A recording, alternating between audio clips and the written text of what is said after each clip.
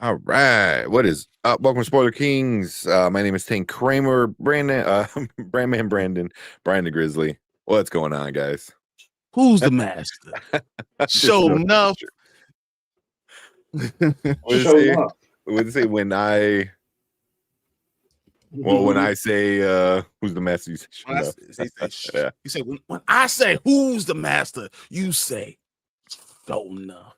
I think that movie is getting a re-release. It is the third. Is it November? 40? It's a 4-year. Yeah, it gotta be 40. It's gotta be 40. It's 40 years, yeah. Yeah, so if you haven't had a chance to see it in theaters, the Last Dragon. Yeah, I love it. Bruce Leroy, come on. Yeah, I saw the guy who plays Bruce Leroy in a short recently, like an Instagram reel. Man, he was like at a convention. He's old. he still looks like if they were to do like a sequel and he comes back as Bruce Leroy, like he could pull it off like 100%. I mean, I believe it. I mean, he was a real martial artist, so I definitely believe it. Like he has all the things that you would think that he plus he's black, so you know it works. Yeah. it works, you know, as Brandman will attest to. Yeah. Do you guys remember years back when they wanted to remake that movie and like they had Sam Jackson like locked in to play Shonuff? Really? I did not hear that. That would be interesting. It was only for like he was the only confirmed cast member. I think at one point they wanted Rihanna to play Laura Charles. That was only rumored. That makes sense. That makes sense. If I'm getting shown enough, I want I need Busta Rhymes. I need skinny Busta Rhymes. Heck, he already played Busta Rhymes or shown up in one of his music videos. Mm-hmm. It was so right. Makes sense. That's right. This is serious. You might make you delirious. Got to show off my toys real quick now because I got Emma Frost. That's the only one I'm missing, and I'm not about to pay $50 for her, man. And I got it for $24.99. Yeah. That the only place I saw that does have her for about that was GameStop, but it wasn't shipping. You had to go to the store. And I was like, fuck. And the closest one was like a far toy as hell. store. It's a toy store. I have the card. I'll send it to you. $24.99. 100% awesome. I was like, yeah. So this is working. And then I got my Magneto came in today. Oh, nice. Oh, that's nice. And my boy, one of my workout partners came in clutch for me. Mm-hmm. This is the Thanos glove signed by Josh Brolin.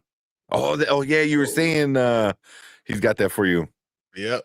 Came in clutch. I was like, let's go. Thank you, Jason. Jason, thank you very much. So I got my Thanos glove. Signed by Josh Brolin. So you gotta get a little case for that. Well, so he also has another thing for me. He has a Thanos head, the original Thanos head. Comic books. Oh, right here. Works out. So one of those, this Thanos type of head, signed by Stan Lee. Oh, that's cool. Oh, that's yeah. So that's awesome. Like man, that's awesome. I was very happy. That's a go. Yeah, I forgot you said you were getting that. That is cool. I like that. I've had a good day. It was a good day. I was like, oh yeah, this looks good. Yeah. The Emma Frost, man. I've been looking for her. She's the only one I'm missing because I know you got all 3 waves now. Yep. I have all 3 waves except for Emma Frost. So. Oh, it works out. There's really so many. Good. Was that 12? No. It was 6 because each one had 6, 12, 18. 18.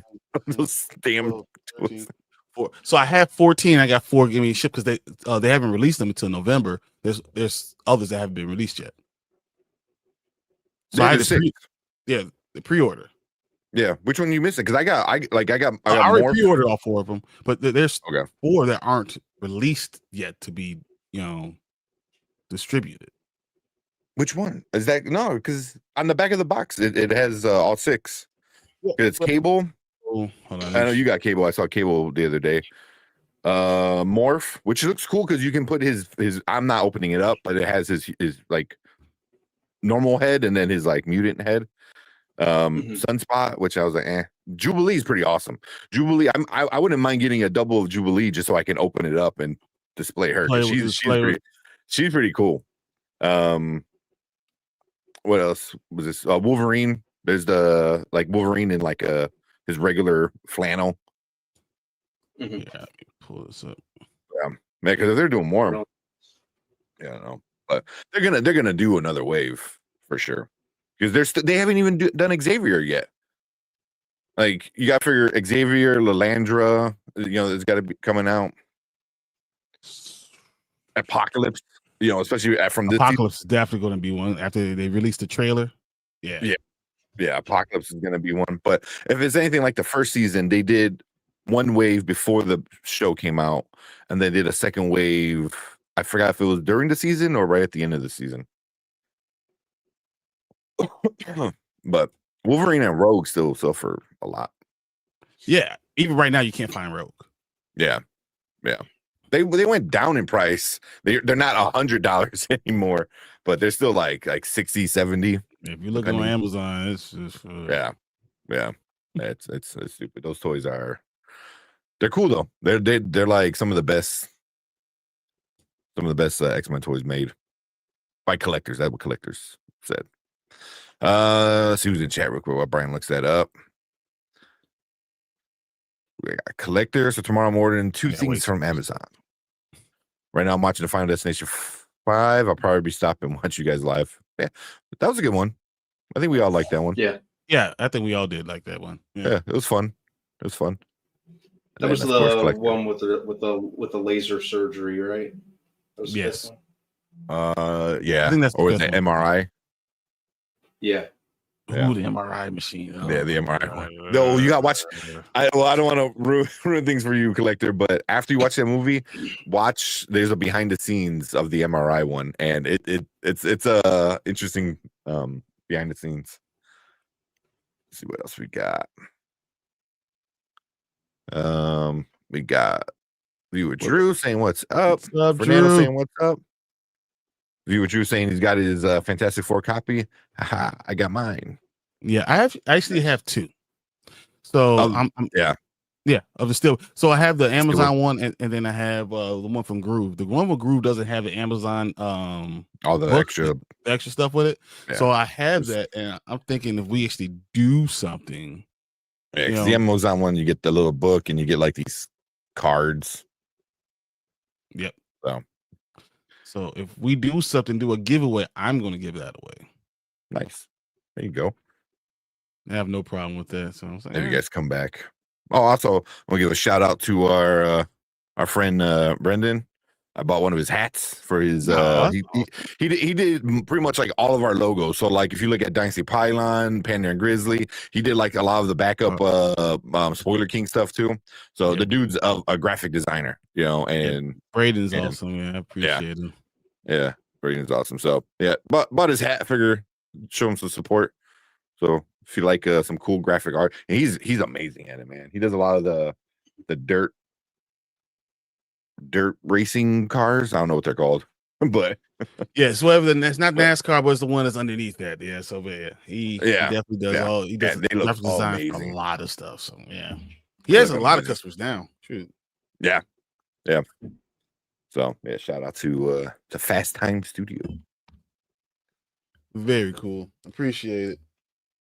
Let's see what else for Nelson. Very happy to hear about Jim Carrey being cast for the Jetsons movie. Mm-hmm. I don't hate it, but the only thing is like, who has said the word Jetsons in the last like 30 years? Yeah, it almost feels like the movie's like 30 years overdue. Okay, I'm surprised it didn't happen like when they were doing a bunch of other Hanna-Barbera adaptations. Like when, because we had like the Flintstones. A few years after that, we had Scooby-Doo. I think like Josie and the Pussycats was around that same era. So I'm Mhm. surprised they didn't really strike while the iron was hot with the cartoon adaptations.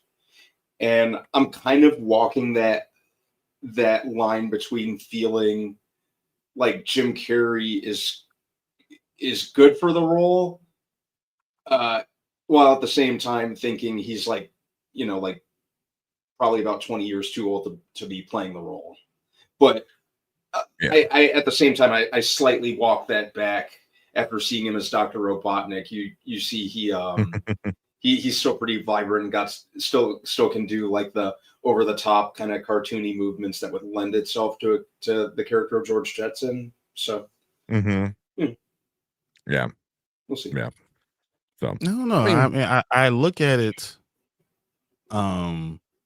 But as far as the Jetsons, I think this would be a good time to actually put that out. You don't have those other movies. You don't have anything to compete with. You can get some nostalgia with some people, or older generation. I do agree with when you said Jim Carrey's about 20 years too old. I mean, even with 15, I'll say he's about 15 years too old. If he was 48, I think I'd be more down because George, he has a little son. He has.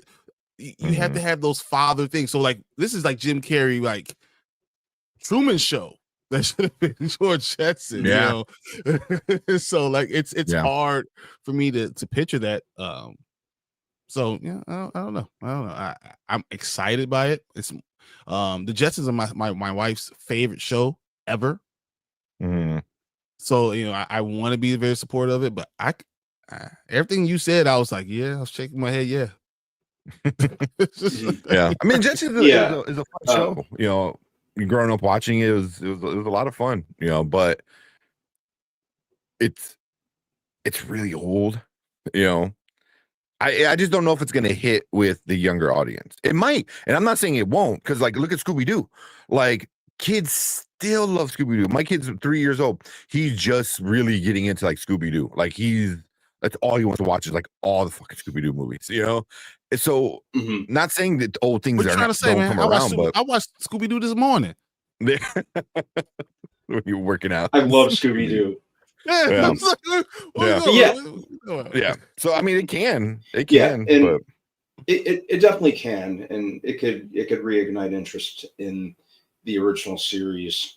But yeah, it was something that I'll definitely welcome a Jetsons movie. I'm just a little surprised it never happened sooner. Yeah. So if it I does expect well nothing enough, short of. But you can actually do some of the futuristic things that they described. You can do it so much better now. Yeah. Yeah. That's why I was like, if you do it well enough, it could lead into a new cartoon. More like at least 3 movies, something like that. It's something that people don't remember, that don't even remember. So like if it's really good and you can get the audience to come back, it could be a huge new Hanna-Barbera like wave of stuff. Yeah. And family things work, family dynamics work. Ask the Incredibles. Why are we getting Incredibles 3 now? Because those family dynamics works. It's cool if you do a good story. And everyone has that boss that no one likes. Everyone has that job that you feel like you're just pushing buttons. Like you have those things. So I think people can kind of understand where it's coming from. Yeah. I mean, I think it'd be cool. I'm I more expect curious. Nothing short of Go ahead. Sorry, man. Go ahead. Go ahead. Go. No. Finish your thought. Finish your thought. Go ahead. No, I was just gonna finish it. Go ahead. I expect nothing short of Danny DeVito as Mr. Space. $1,000,000,000%. Oh my God, that would be so spot on. Because that was what I was gonna say. I was like, I wonder who's gonna be the other characters. Jetson. Yeah, this is gonna work. That's work. Yeah, that'd be good. I was thinking about that earlier today when I was reading up on the articles, like who would play Jane, who would play Elroy, what was the daughter's name? Judy. Daughter Judy. Yeah. Mm-hmm. Jane, his wife. His wife. Yeah. I don't know. Yeah. With Jane, I don't know about you guys personally. If I had my way, I could see like Elizabeth Banks or someone like that. I think I'll Elizabeth probably Banks would. want someone like Emily Blunt, but that's just I want to enjoy. I want to enjoy watching. I think it's gonna be somebody with that funny. You know, I think you gotta have somebody that knows how to be funny. You know, I think you need it with George, right? But I think you don't need it with Jane, because wives play their husbands normally, just on a regular basis, just in that deadpan work, especially with someone who's a comedian. Having the wife be more the straight man works a lot. Yeah. Yeah, I like that. Yeah. Mm-hmm. Yeah, I'm curious to see how it pans out. Yeah, same. I think it'd be cool.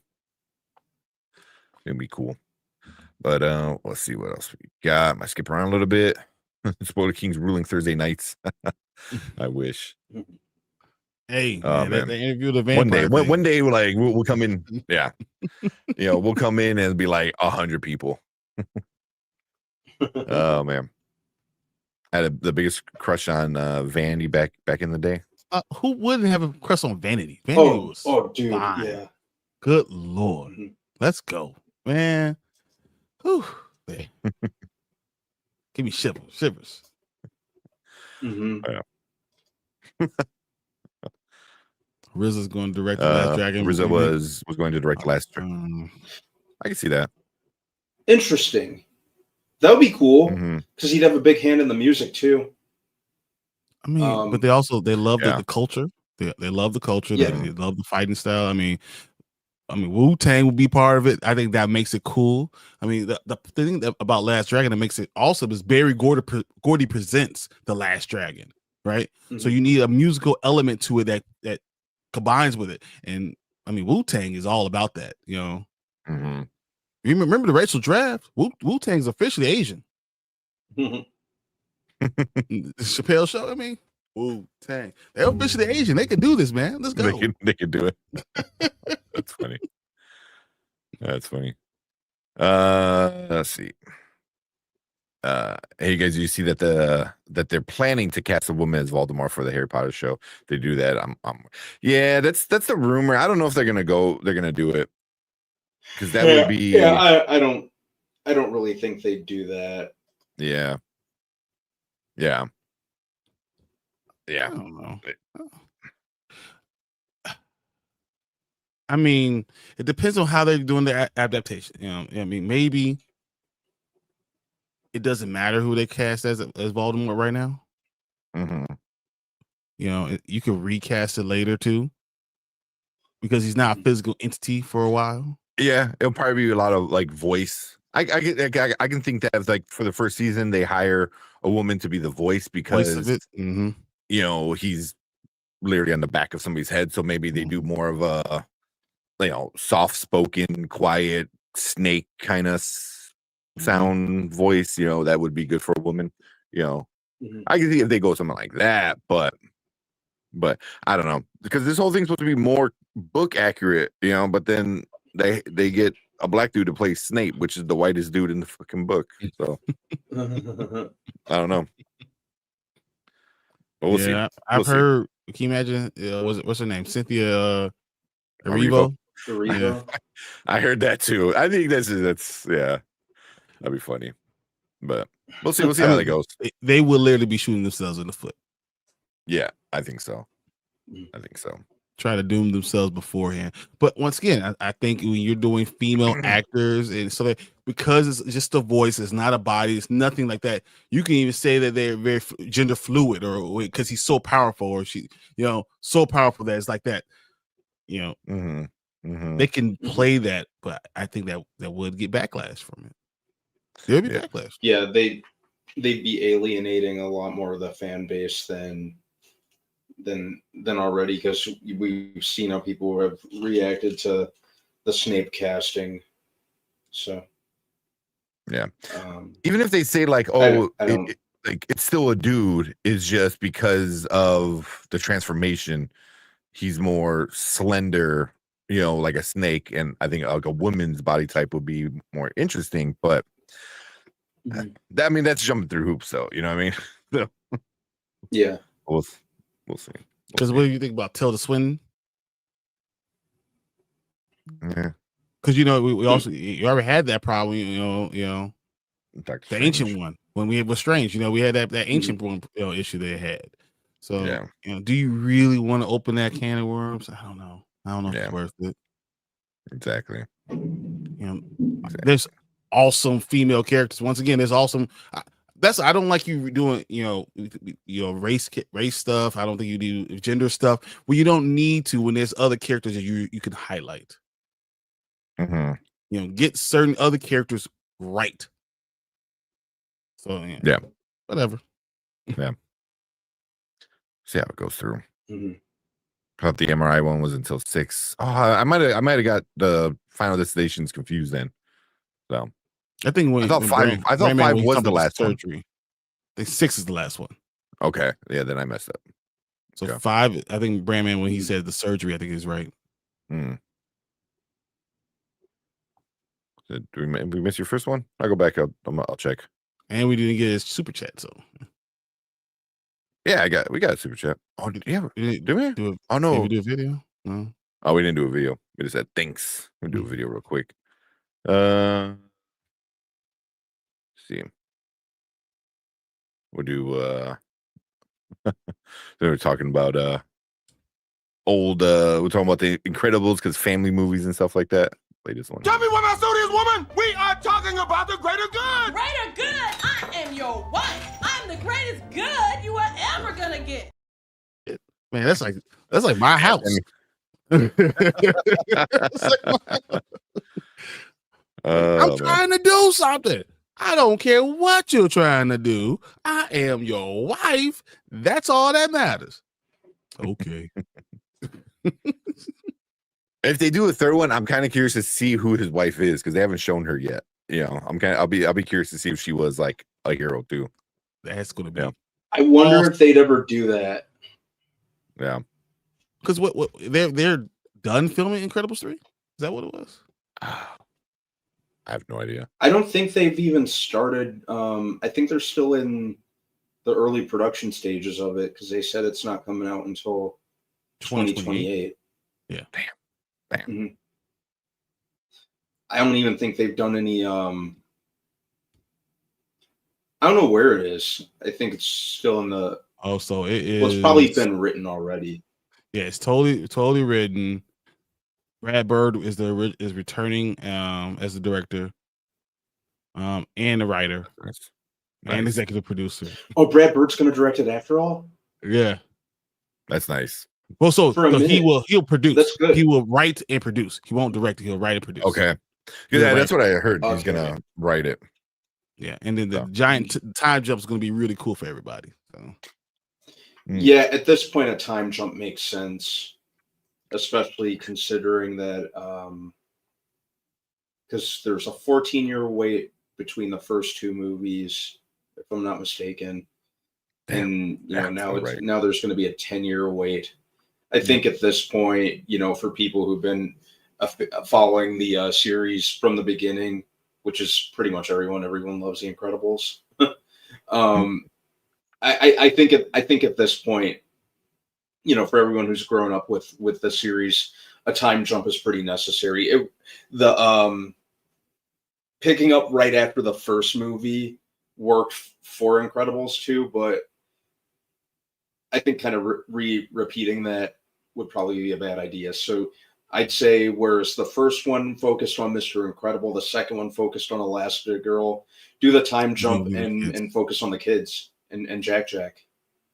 You're not worried that that Craig T. Nelson is like he'll be like 88 years old. How old is he now? Yeah, I think he turned 80 last year. I think you're not far off. Yeah. I have no idea how old he really is, but he seems like he's 81.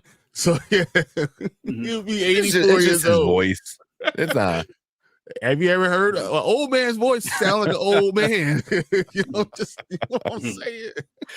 Maybe Eastwood still I'm sounds trying the to same remember when he was from Incredibles 20 to 80. No, he sound like an old man. Close my eyes, I say, oh yeah. Well, I guess we're gonna find out, huh? Hopefully. Yeah. My point is, when you're that old, hopefully. Yeah, hopefully they finish the movie. Yeah, because he's gonna be in his mid 80s. Holly Hunter's gonna be like, I think, because 2020, I think she's gonna be turning 70 that year when it comes I out. think she is. Mm-hmm. Yeah. Mm-hmm. Yeah. Yeah. Yeah, because she's 67. She's 67, yeah. So yeah. Mm-hmm. Damn. I remember I used to watch like Coach all the time. Yeah, But I used to really like Coach. You're 12. Yeah. So like imagine how long ago was Yeah, exactly. Straight to Like the my other own side. kids and He was born in 30 years ago. 1944. damn. 1944. The world was different. The world was in black and white still. The actual world, like the real world, was in black and white. He's only 4 years younger than my grandmother. My grandmother was born in 1940. So My grandma was born in 1939. Yeah. Yeah. So, yeah. Yeah. Exactly. Mm-hmm. dang. Oh man. All right, let's get through some of these other ones and we'll get some trailers. Talk about Gen V. Oh, I can't wait to talk about Gen V. I got a lot to say. Yeah. Let's see. Fernando said Mortal Kombat 3 already has been announced. Mortal Kombat 2 hasn't even come out yet. I mean, supposed to. Yeah, right. Yeah, Yeah. I'm so ready to see Mortal Kombat 2 next week on the 24th. Oh, wait. Wow. Yeah. But we'll see. We'll see how good of a movie it is. Tony, what's up? Tony, what's good? up, man? I went to So, my barber yeah. today. He told me it might be time to get rid of the dreads. I was like, man, I don't know. Oh, It's fine. really? Yeah, he was like, look, it's pulling spots. I was like, Mm. Oh, you gotta come on one day and just be like bald. I'll come back and just have it all shaved off. You know, I don't hold on to it that much. It's just I don't want to look. Yeah. We got a new subscriber. Appreciate that. Kavante, I see you. Yeah, thanks. Appreciate that. you. Thank you. I know a bunch of people are checking out our Lestat trailer reaction. So I'm sure a lot of people coming in from there. Dude, I cannot wait for that damn season. I cannot wait. I can't. Oh I can't God. It better be January 1st at 12 a.m. It's funny because we have so many comments to say it's going to be April. Look, guys. Yeah, I think a lot of people are saying April. You know what? I love Silo. I mean, I have other things I want to watch, so I'm not going to be hating on it. So if it takes that long. Hopefully we get some of that stuff. I think from is February. I'm almost positive from this comes in February. So okay. I'll be happy with that. And then Silo, and then we got Invincible coming in March? Is that what it is? Is it March? I forgot. Probably that sounds about right though. I think you're right. Which I can't wait for that season. Man, we got Lee Pace as Thrag. It's such a great casting. Like voice casting, you know, because the first thing I think of him as a villain is Ronan from Guardians. Yep, because he just, that voice was so like good, you know. So like, and they did a little teaser when they announced Thrag at Comic-Con, and he's was talking. I was like, oh shit, that sounds good. So just imagine that voice coming out of like Freddie Mercury, and he's like ripping heads off. I was like, yes, it's gonna be awesome. March 2026. There we go. Yeah. So I mean, you have all these unbelievable shows coming out. So I think we'll be okay. I think 2026 is going to be a banner year, guys. I know Marvel won't be it, but for everything else, it just seems like 2026, 2027, 2028, We got movies galore. We're not going to have a time like we have right now. I haven't been to the movie theater to see a good movie. Now, I've been there to see a good movie. 7 weeks. I haven't seen a good movie in 7 weeks easily. Yeah. Well, I was looking at what comes out this weekend. I'm like, Black Phone 2. Black Phone 2, I think comes out. There's but that's about it. You know, like there's nothing again. You tell me we had all these summer blockbusters and no one said, hey, maybe we should go to do by October. Yeah. You know, because the next movie I'm really kind of anticipating is Predator, and that's the November 7th. 7th. Yep. Yeah. I mean, nothing else is really kind of, grabbing me. It's like, oh, you gotta check this out. You know? No. I mean, movie theaters are awful. Right because at least that you have Predator, and then the week after that you got Running Man, and then I'm pretty sure there's something else that comes out, that following week, so I don't think there's anything to like December that I'm like really need to, I mean, right now is the time for all the re-releases. So the Last Dragon comes out this weekend. If you want to go see Last Dragon, I might go see that with Bruce Leroy. Yeah. Bruce Leroy. I have my hat on. I got my whole red outfit. You are the last dragon. Even though I look better at show enough though, so it's all right. Yeah, but there's nothing coming out this weekend. Sisu, well, that's not until I think where is it? Sisu.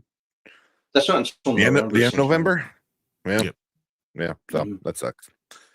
But let's keep going real quick. Scooby-Doo has stood the test of time, but you would have to introduce the Jetsons to a new generation who doesn't know them. Yeah. Scooby-Doo also, they're all high. I mean, come on, Shaggy's high all the damn time. You got cute dog. I mean, weed's legal now. I mean, come on. I mean, that's why Scooby-Doo works. You know? Yeah. So but Scooby-Doo never really went away. You know what I mean? Like there was always like a Scooby-Doo when they did the live action, that always really a kind cartoon of coming out. Oh, yeah, always.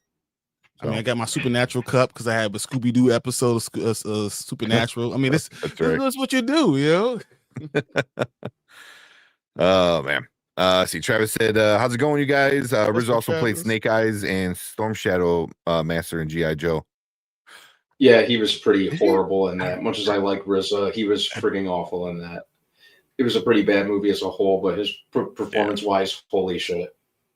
Yeah, I try to forget that one. It was not a good movie. I don't know what you're talking about. Snake Eyes. What movie? Like what? What you talking about? Yeah. What's up, Anzo? What's up? Can't wait to do the show. I haven't been on the rewind in 2 weeks, man. So this is coming up Saturday. I'm actually will be able to do all type of stuff. They're gonna let me loose. Oh, he's in trouble. He's in trouble. I'm just gonna let you know. I wanna have all type of videos. He's lucky I can't control it. If I was controlling it, it'll be over. It'll be over. He'll be mad all day. He has his new video. He did a voiceover of me going over there saying, Bigger Ford is always right. I'm not right. I'm like, yeah, right. I would just wait till not this Saturday, the following Saturday. I'm going to tear his ass up. I'm working on stuff right now. He gave me a site. He shouldn't have done that. What's the thing called? That new AI thing that just came out, Sora. So we signed up for Sora. I got pictures of Anzo. He's gonna be saying all type of stuff for us guys. He's gonna be saying all type of stuff.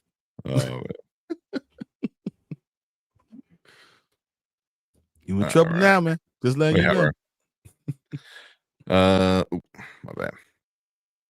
See, we got Fernando saying a live action Afro Samurai would be crazy dope. That's something they need to do. That would be awesome. Somebody else was talking about that like 2 weeks ago. Yeah. I would love that, man. That's one of those things that I would say. Here's a piece of paper with my name on it. Write any dollar amount on it. I will pay it. Let me see this. Yeah. No, that would be awesome. I mean, because the cartoon was amazing, so make that live action. Yeah, that'd be awesome. I agree. Yeah, chef kiss on that. I mean, come on. Oh man, Mama Bear, what's up? Saying female Voldemort is clickbait. Yeah, it sounds like that. You know, that's what it especially right feels now. like. Yeah, yeah. But would I put it past them? I'll save this for Brand Man. Yeah, it's you're like they won't do it, but then you're like, but would they? Yeah, maybe. Yeah. I'll save this for when Brand Man comes back. Travis said Jared Leto as Voldemort. Oh my god. I don't need more Jared Leto. I don't need him in anything right now, man. Oh my god. Linda Carladini, I can remember as Jane. I can see that. I said Mickey Madison is Jacob Tremblay is Elroy. Oh man, Mickey Madison. That's a big ask for a movie like that. Jacob Tremblay. Which one's Jacob Tremblay? Why am I ever? That's why I'm not. I know once I see his face, I'm like, oh yeah. Too old though. He's 20 years old. Yeah. Yeah, he might be a little too old now. He might be a little too old. I think you gotta go with somebody a little younger, and I'm not sure because you would need to get like a new, somebody that you've never really seen, to because he's a kid, he's like 10, like you can maybe get away with a 10-year-old. Or both of them go on go to Disney Channel and whoever kids that they got from Disney Channel that's going to be the next superstar, and just make them that. That's how it works. Money Mo. You say, and you are the next one new superstar. Yeah. Tie your hair in a nice little blonde bow. You're good to go. Let's go. Yeah. Oh man. So here's the first message that we missed. Sorry about that. Collector, he said he went out to eat with my family tonight. My aunt, before we left, gave me 50 randomly. Nice. Man, I wish someone would give me 50 randomly. I know my aunt would do. She'll ask me for $50 randomly. Man, listen, man. I'm good for it. Exactly. Can you just help me out? Let's take this damn. Oh man, $50. It's my dad's birthday. My dad's 64th birthday is tomorrow. So nice. I something happened. Like my dad was like, "Oh, I want to go to what's the golf thing, whatever, in Naperville." And I was like, "Okay, wait, I have no problem with that. I'll set up the thing." And then they called and said, "Well, we need a deposit." I was like, "Okay, how much is the deposit?" They were like $350. I was like, "Did my dad just con me into paying for his birthday party?" I was like, I guess. Can I say no? No. I know, right? Call them back like, hey, they're asking for $350. You need to call them. I was like, yeah, they asked for your number, man. And you got your credit card out. Is your dad coming on Sunday to the game? No. Okay. No, it's just gonna be me and you because you know what? I don't need to be trying to look after other people. It's already hard enough. Man, this tailgate's so bad, guys. It's so bad because I'm always getting drunk. I'm too big to be getting drunk. So I don't know if anybody knows. I got like a really messed up knee, but now my other knee is really hurting me. So I'm like, all right. So as soon as we get there, I need to find a level of drunkenness where it numbs the pain, but not too drunk where I can't walk, because that's part of the problem. So it's like I'm gonna have to find that nice little level of like I feel good, and then so.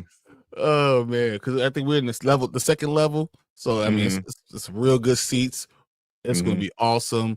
It looks like it's gonna be like 65 degrees, a little drizzly. So it's gonna be a perfect day for football. Like, can't wait. We'll do a couple of videos to show you guys how crazy it is. We're releasing on this channel too. So yeah, we'll do one or two. Excuse me. I still haven't seen Incredibles first one or the second one. Wow, because the 4K steelbook is crazy expensive, and I know Disney, when they finally come out, they're going to release a 4K steelbook. So they're good movies. They're fun. I was watching Incredibles 2 right before we started. Yeah, it's right like today, like right now. Yeah. My kid likes it right now. He's like, I forgot. He goes, Cribbles. I was like. It's all right, Jack. Yeah. Oh man. No, don't get rid of the dreads. I mean, eventually it's so long that I think that's the problem. It's so long. Like when I go to sleep, I can't like get off my own dress. Like I can't just toss a turn normally. I have to if I don't put it up, you can't just sleep regularly. So I think that's my biggest issue.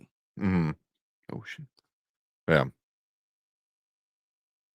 I'm looking for the Springfield movie. Sully, what's up? Say, start reading Absolute Batman. Loving it so far, bro. It gets. Sully, you are so right. This is the one. This is the one that's going to bring you back. The Absolutes are slowly bringing people back. I went to the comic book store on Wednesday, right? Packed. Everybody and their mama grabbing, trying to get Absolutes. Yeah. I got to get caught up with Wonder Woman. I'm a few issues behind. It's so good. But yeah. So it's they're so good. They're so good. And you're just starting, man. You're just starting. Wait till you get into like, episode like 9 and 10. Right now they're on what 14, 13, something like that. I think with Batman. 13, 14. I think 12 just came out with Absolute Batman. 12, I think. No, 13. It was 13. 13. It was Catwoman. 13. Mm-hmm. And they just introduced Absolute Harley Quinn. So in 13, so when they give you when they give you Catwoman at the end, they sneak peek nice. Yeah, they sneak peek the Harley. So Harley's interesting. I think she's gonna be an interesting character. I like the design of her. It's pretty. I like the design of Catwoman, man. I don't know what you're talking about, bro. They did not mess around with Catwoman. I'm gonna show y'all one thing real quick. Just so they just the bottom panel. What? Dude. Yeah, man. They made her like stupid thick. I was like, what? Yeah. Yeah. This might be one of the sexiest Catwoman they ever. And she's a badass, man. No, she's super badass. Yeah. Harley Quinn is interesting. See if I can see it without the flag. There you go. Yeah. She got cool. She's part of the Red Hoods. What are they called? The Red Hoods. Mm-hmm. Red Hoods. Yeah. Mm-hmm. So, yeah. Or she's the leader of the Red Hoods. Not a spoiler, but yeah. But it is so good. Even like Absolute Green Lantern. What I was telling you, I wind up rereading the last issue. Was issue 7, 8, I forget what it was. Because that's when they just change it all up, man. They just change it all up. I haven't read it since 5. I actually canceled my subscription for it. 5. Yeah, I went. Yeah, I mean, I would go online and read it if you wanted to see if you even like it before you like resubscribe. But what they did with the last one, introducing like the gold lanterns, and there are all these things, and like Abin Sur is more of like a title, and like they just changed everything. The whole thing, a title. Yeah, I mean, so not So you're an Abin Sur, and there's an Abin something, and the Abin blah blah blah and blah blah blah. So there's like these titles and these things, and because they killed off John Stewart. I'm like, what the fuck? Like they put him in the battery. I'm like, that's stupid, and then Guy, he kind of like off screen, kind of like it's like in what it's like the 4th episode or 4th issue, I think. That's the last one. I remember I told you like which is the last one. But then they reintroduce him, and like John Stewart. Oh, I haven't read this one. This is the one I was supposed to read right here. Yeah, that's the last one. That's the newest one. Okay. That's the newest one. That's when like they really introduce what's going on with all the Green Lanterns or all the lanterns in general. So because the red is not anger, it's something else, and it's. I was like, damn. I was like, that's what I get for doubting Al Ewing. Like, bro, what are you doing? Because like you said, like I stopped kind of reading, and then I watched somebody talk about it, and I'm like, what? Then I got caught up, and I was like, all right, I'm back in. I actually been reading Captain Planet. I heard it's good. It's actually really good. This is like the 6th one, and it's excellent. I'm enjoying it a lot. Nice. Oh, speaking of some comics, so I picked up a couple from the library. If they look familiar, if you watch Peacemaker. So you got Salvation Run. I'm gonna check that out, see what's going on in this one. This is setting up that, and then Checkmate. So this is gonna be the Checkmate that James Gunn is gonna be basing his Checkmate off of. Which I heard this is really good. from what a few comic book people I follow on YouTube, they said this is like really, really good, and it fits really, really well with what James Gunn is doing in the DCU with Superman and stuff like that. So I'm kind of excited about that, but I know I'm really curious to read that. Salvation Run I grabbed too. I just don't know where it is. It's somewhere around here. So, well, these are from the library, so I just wanted to read them and see what's going on, but kind of curious. You get some crazy shit with like Lex, so. I know like Lex and Joker fight. Obviously, they're not going to do that full on this exactly, from the comic, because you have a lot of villains, like every villain in this one, So, but make me ask you a quick question. I know this might be a long answer for it, but you gotta get back to the comments. But I need to know, what do you think about James Gunn losing control of the studio if they sell to the wrong company? If it's Paramount, specifically Paramount, do you think they could get rid of James Gunn? I don't think so. At least not right off the bat, because I think we talked about before, he has the contract. They'll probably let him finish out his contract, and like, but if they're paying, they're talking about $70 billion, and Supergirl flops. Do you think they get rid of James Gunn? Because understand, no matter what we said about Superman made what, $600 million right now? About $600 million, like 615, something like that. Yeah. If Superman made 615, what do you think female Superman's gonna get? No matter what you say, no matter what I want to have, is it possible that flops only does $200 million, $250 million? Oof. And then Paramount's like, I can't go with you. Yeah. I mean, if it flops, even like Warner Brothers, if it makes 200, then even Warner Brothers needs to like start to question like what's going on. Well, I just think this is a bad that's with way anybody. But they shouldn't do the Supergirl one right after Superman. They should build the Trinity first and then add the ancillary ones. I think they're shooting themselves in the foot. Yeah, I think the story is going to be excellent. I think the movie's gonna be great. I think, from what I understand and what people are saying about it, like I think it's gonna be a really good movie. But are people gonna go see it? I think so. They didn't go see Superman that much. I mean, it's Superman, and it's not, this Supergirl's not going to get the international dollar. So, like, where's the money going to come from? Yeah, I mean, it's the same thing with. Just right now, most movies right now are not going to get big international numbers just because of what's going on in America. Exactly, because we're so like international numbers for a lot of movies, unless it's like an international kind of character, which I really don't see. Where you're anything bringing right in something from a different world. Avatar. Exactly. Might be the only thing that gets big international numbers, that I can see coming up. So Superman only got $350 million domestically.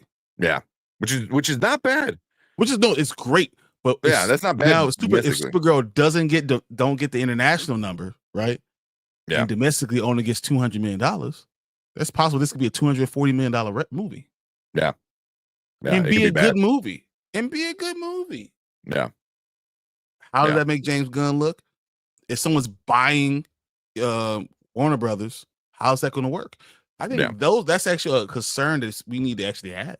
It's possible. I mean, even if it makes money, even if it makes money and it makes another 600, or if it makes a Superman number, that will be nuts. Yeah, what you could, but just say it makes exactly what Superman made. It makes about 600, 650, somewhere in that range, which is, it's solid. It's not gonna like, and nothing like, it's not $1 billion movie, but it's not bad. Just somebody buying it just right off the bat and be like, you know what? Look at Zaslav when he came in and was just like, well, this is gone, but we really want this. Yeah, I don't give a shit. It's gone. This is gone. So he didn't care whether or not like something was anticipated or did well. He got rid of like a lot of shit to save money, and Paramount, or technically Skydance or whatever. If they buy it, there's a good chance, like everything gets redone, So whether it be good or bad, there's still a giant question mark if he stays. There's a giant question mark if he stays for the long run. if You it's know, good, I don't think that they can get rid of him because you don't want to lose the fan base. yeah, This is not getting rid of Discovery. You know what I'm saying? This is too big of an IP for you just to go ahead and get rid of. This is why you're paying the money for this IP, right? yeah. So DC is probably one of the biggest. It's hard for me to think that they're going to actually get rid of him if it's Mhm. good. But the fact that even thinking that it's going to make Supergirl's going to make $650 million if Superman made 615, it's nuts to me because I don't see any international dollars coming in for it. Yeah, I mean, right now international numbers. But I mean, Superman made $260 million. I don't think I will say I'm gonna go on a limb and say Supergirl doesn't make half. International? Mm-hmm. Not even half. So like if that's the case, but maybe they should have done this. Maybe they should have went Superman to Batman. Yeah, is it organized poorly? Is this because if you're really trying to follow the Marvel thing, maybe you should have went right to Batman. Put the major IPs out first, and then you add these unbelievable stories. Mm-hmm. So trying to look at. Sorry, I took us off track a little bit. No. It's okay because I'm trying to look at was it weekend international, like some of the international numbers, just past weekend, but there's nothing that even out this weekend. That's the problem. Like this weekend is just the worst. Yeah, but look, Chainsaw Man, it was has the two biggest from Japan, obviously in South Korea. So obviously anime is super big, in that the part of the world. So that did pretty good. Mexico, with Tron Ares, it was at 2.8, but then like School of Magical Animals, what the fuck is that? Tron Ares in the UK, Tron Ares in France, Tron Ares in South Africa, Tron Ares Australia, Brazil, one battle after another in Italy, which makes sense right now. So Poland was the Gabby's Dollhouse at the 780. So like, look at the top two that made 4.2 and 3.2 million were an anime in Asian countries. But that's also how it is right now. If it's different, I think there's issues in Asian country when you're going with a female or black led movie and you're hoping for this major dollar. I think it's not a smart way to go. You know how much I want Static Shock, right? But I would have been like, if you went for Superman to Static Shock, I'd be like, that's stupid. Why would you do that? That doesn't. You build it up first, right? And then you get a follow, and then you go ahead and release these great stories. But if it's DC, if you don't know Superman, Batman, Wonder Woman, you're making a mistake. And I think that they're not organized well enough, and they should have known that that's not going to work well. See what did Wonder Woman do internationally? Okay, so worldwide Wonder Woman from 2017, which is an amazing movie, it made 823. I'm like super dyslexic today. Yeah, 823 million worldwide. Guess domestic, guess international. Because you have a foreign person leading the movie, I'm going to say it's half. 50-50. Yeah, that's pretty much. It's 412 and 411. So 411 international. Yeah. But what's good because who you're doing, who you're bringing in there, that matters, right? Who you're saying this is the person. She was, a Miss Universe person, right? She, she's, she's not of American descent, like what I'm saying. Like you're doing it, and I guess that will work for the international dollar. But now you're going with a white American person, blonde. It's going to get you a backlash in certain other places. I don't know. I don't know if that works. She's British. That counts. Yeah. I say what? But I would say if Gal Gadot right now, I don't think international numbers. Hell no! Right now, so low. Right now, with what's going on, the state of the world. Yeah, like it would not be. But back then, 2017, people didn't really. No, I don't know what way to put it, but people didn't really like. It wasn't like as well known. Yeah, exactly. But yeah, I was like, damn. So it made a decent amount. I worry because Wonder Woman is not Supergirl. Yeah, it's Wonder Woman. You see what I'm saying? Exactly. It's Wonder Woman. It's one of the Holy Trinity. You know, if you went for Superman to Wonder Woman and then Batman, then the Supergirl, I think that would have been perfect. I think that'd be so smart. I would even think the Green Lantern would be something I would do after, fourth. I would do a Green Lantern movie. I worry about the way they're putting these movies out. The order. Maybe you don't get, James Gunn doesn't get the time he wants. Oh, but just wait, let's see what I can show you, and he doesn't get it. And I think, unfortunately, there's this pressure to distance himself from the Snyderverse so much so that, unfortunately, you're kind of forgetting the basic essentials, which I think is introducing the Holy Trinity first. And I did a lot of stuff right. I do appreciate. Yeah, and I appreciate that they're introducing a lot of the more obscure characters that we haven't necessarily seen as much on the screen too. But I think kind of starting out of the woodwork, obviously with Superman, then potentially Batman, and if not Batman, then Wonder Woman. But I think it was pretty key to kind of establish them as what they are and what we know them as, exactly what Brian just said, the Holy Trinity. Yeah. 3 of the 4 biggest comic book characters ever known. Yeah, exactly. Or are, I think, if anything, it would be a good idea to introduce them first, because if you want to get technical, Snyder didn't. It was just a dump of a lot of the characters right after Superman. It was, here's Batman, here's Wonder Woman in one movie. We could have just did a couple solo films. Wonder Woman solo movie was a good movie. I think so. I think Snyder did a lot of good things. The first Wonder Woman movie was a lot better than I thought it would be. And no, I think it was good. It's a good movie. Yeah, I still rewatch it every here and there. I own the movie. Yeah. Sorry, I'm sorry for derailing us, because I know we're going down one thing. I wondered this because I look at these things and I'm like, man, I don't know if James Gunn's going to really get his opportunity. And the way you get your opportunity, if you're going through a sale, is to make a lot of money, and you're literally trying to make all that money with C-level character, and I don't know if that's the smartest way to do it. To be fair, though, Iron Man's a C-level character. Yeah, and he kicked off an entire cinematic successful. But you also have Robert Downey Jr. But you have Robert Downey Jr. No, so like you have a very well-known actor doing it. So like, I don't know.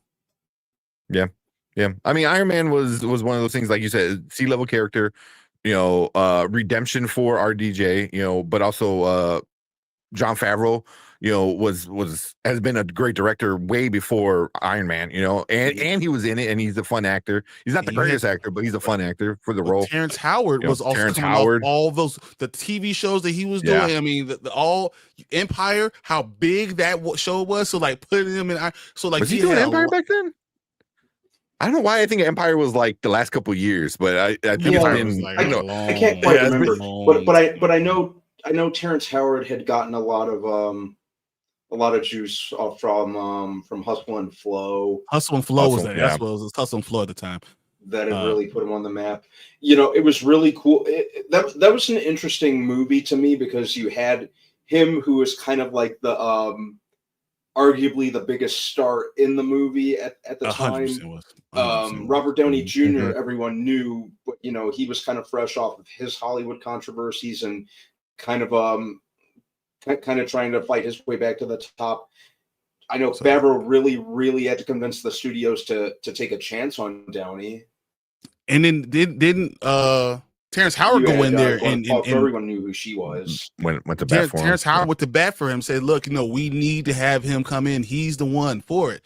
And then Robert Downey Jr. kicked to the curb. So Just, And then I he absolutely crushed it. You know, but I you remember worry about this. Can you Mhm. now equate this to what's going on now? You know, like can it be good? I is it not a real issue? Possibly. Do you Yeah, think James yeah. Gunn regrets doing it now? Yeah, Empire was at 2015. So no, it was Hustle and Flow. Okay. It was 2005. Also, Hustle Flow was yeah. 2000. So he But I was mean, coming off of that. So he Taron was Houser, yeah, one of he the was biggest still like star right now of that movie. Yeah, come on. You know, he was the biggest name at that He was time. the first one that was signed, and he made the most money. he was the first cast hit. You know, Mhm. so like, I don't know. I worry about Supergirl. I worry that we're never going to get what James Gunn has envisioned. And you know, and I said, me and James Gunn are not necessarily like don't mesh well. You know, with the way his movies go. But I would love to see someone have their vision put out there. And then I'll say I don't like it or I love it. But I want to see their vision. I don't know if we're going to get it with this sale of Warner Brothers. Yeah, if it happens. Hopefully it doesn't. Yeah. Honestly, hopefully it doesn't. But Ellison has the money. I feel like to make it happen. Here's the issue right now. I don't know if these normal TV companies have the money to go up against Apple, to go up against Amazon Prime. Like, I don't think they have the money to go against these tech giants anymore. So like the only way they could do it is by coming together. Like literally becoming Voltron. All those companies are coming together. you know, that's the only way I feel like it can work.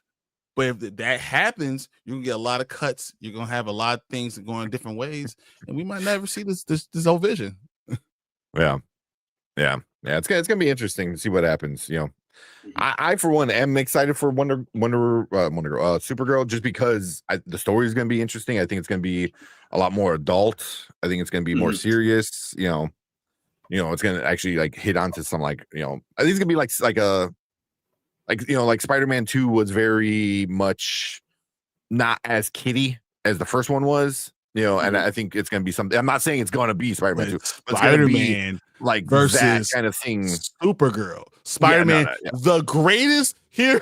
But I'm not saying I'm not comparing the whole time. This is every time I say something like that, man. It's like I'm just saying like Spider-Man 2 compared to Spider-Man 1 was a very different movie. A very different vibe, very different everything. Superman was very comic booky, very kid friendly, very family friendly. I think Supergirl is going to not be that, which can also be bad for it, where a lot of people were like, oh, hey, let's go see Supergirl because we love Superman was so family friendly. And then you get there and she's like fucking in self-destruction mode because she's like, going through, a crisis, so. Yeah, No, I think it's going to be a great movie. Honestly, I think it's going to be, but I don't think it's going to make any money internationally for sure. Internationally, I don't think it's make domestically. I don't think it's making any money domestically. I think it could. I think it'd make a good like 300. Too small of an IP. Too small. It's an Ant-Man IP thing without Marvel behind it. So Ant-Man made $400 million with Marvel being at the peak. You know what I'm saying? Yeah. Like it's that thing right now. Yeah. And my worry is you get Shazam numbers. Oh, yeah. You know what I'm saying? You can't say it you would need to go on because you look at Shazam.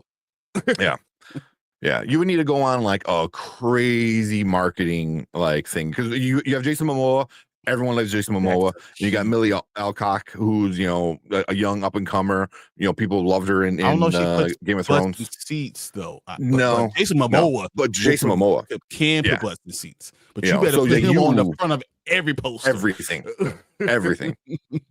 It's gonna be him and Millie Alcock and the whole like. All right, here's a shit ton of money. Jason Momoa, make her known. So they just are on everything. And he'll do it because he's good at that. He knows how to prop up his female co-star. He did it so well in Game of Thrones, and he wasn't even Jason Momoa yet. You know what I mean? So no, he wasn't. Yeah. So, But I saw Mama Bear's like, we're never getting through the comments. Nah. Yeah, So, I was like, we're never, and that's why I kept on saying I'm sorry because I'm looking at, I'm like, yeah. I'll go through and see if I find anything like interesting real quick, and then that's about it. But I think people have. but it's a very important topic because Warner Brothers is a possibility of being sold, and whenever anything is being sold and there's a new owner, things are going to get changed up possibly. Yep. So you're going to cut fat, and if you're coming off a failing movie, ugh. Yeah, I mean, there's a good chance. What if we pull back the reins? You give him less rope. Don't even let him run the studio like he needs. That could be a problem too. And then James Gunn just says quits. I was supposed to be able to get this myself, and you're going to pull all this away. Yeah, yeah. You know, can you imagine? I mean, now imagine you're doing this, and then having say it's a bad movie monetarily, and then you have a Batman come out. That's not even part of the DC that you're trying to push. It's like the worst possible way for James Gunn's in a really, really tough situation. Yeah. It's really bad. Like, if this gets sold, ooh, guys. Yeah, because if it gets sold and everything happens like you say it happens, Supergirl is a big flop, Batman is like really good, I can see them just being completely done with it. But like, people don't want DC characters in a big universe. So here's a new Superman movie, here's a Batman movie, here's a Wonder Woman movie. Nothing's connected. You know, we're done with big cinematic universes over here on the DC. I don't like it. And that's very much a possibility too. Is like, why are we going crazy with trying to connect everything? Let's just, here you go. Here's Wonder Woman. It seems to me that's the route we're going. Yeah. That's where I'm worried. I'm looking at it, and when you're looking at the trail, you're looking like, man, this does not look good.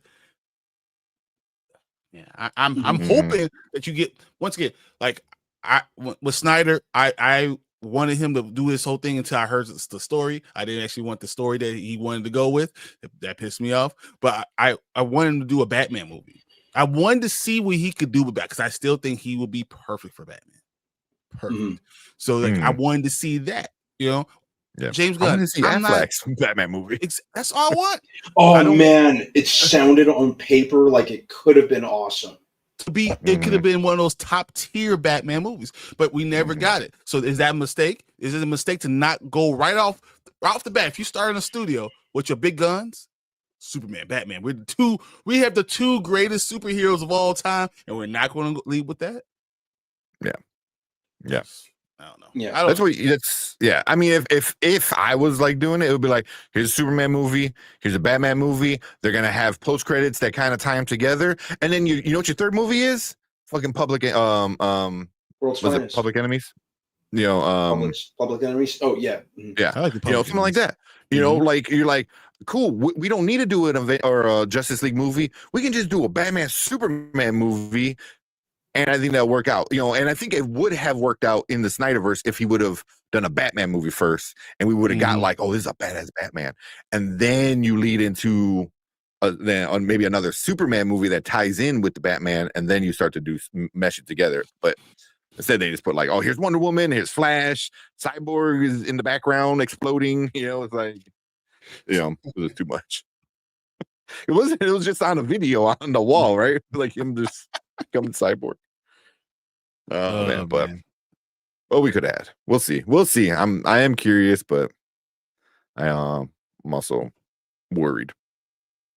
Real quick, I saw this. A member of Kiss passed away. I had to look it up real quick. Yes, I remember. I did not know that. I got to text my mom, make sure she's okay. My mom loves Kiss, and the person who died was Ace Frehley. That's her favorite. That was her favorite member of the band, which sucks. I saw him a few times, and I bought tickets when he came to House of Blues years ago for my mom's birthday. So she got like House of Blues up close, like right there, seeing him. Obviously, he didn't have the makeup on and shit like that, but yeah. Dude, but 74. This is one I worry about. 74. I mean, people are dropping so early, so young. He had a lot of drug problems. Just A They lot. all fight each A other. lot. Man, I think I was telling Brandman, like they did that Kiss movie, and he was so fucking high all the time they couldn't use his voice. You know, they had a dub over his voice because he couldn't talk. You know, it's like that's how high he was on screen. You know, the dude was but an amazing. Once he got clean, and he was clean, you know, towards the end of his life. But he's an amazing guitar player. Talk about amazing guitar player. He does a solo during the concert when he's on Kiss, and he's doing a solo, and he's just fucking shredding it. The guitar catches fire, and like he lets go of the guitar, and the guitar starts like floating up the stage and shit. It's like a really cool thing. So, but that sucks. That sucks. Yeah. But all right, we're gonna have to skip around a lot. So it's only all my fault. I tell you, I saw it. I knew. You know, when I want to say 30 something, minutes behind. I wanted to say something. I was like, should I say it or not? Yeah, it's all right. You know, it's all good. What's up, Maria? Hey, Maria. You're not excited about the Chris Tucker movie? I just checked on AMC. It's not a priority for me. I mean, yeah, I want to see it, but where? You know, because I couldn't pre-order any tickets right now. So, yeah, kind of curious. It's going to be one of those things that you're going to find it. Yeah.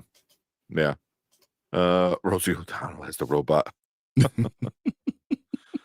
Oh man.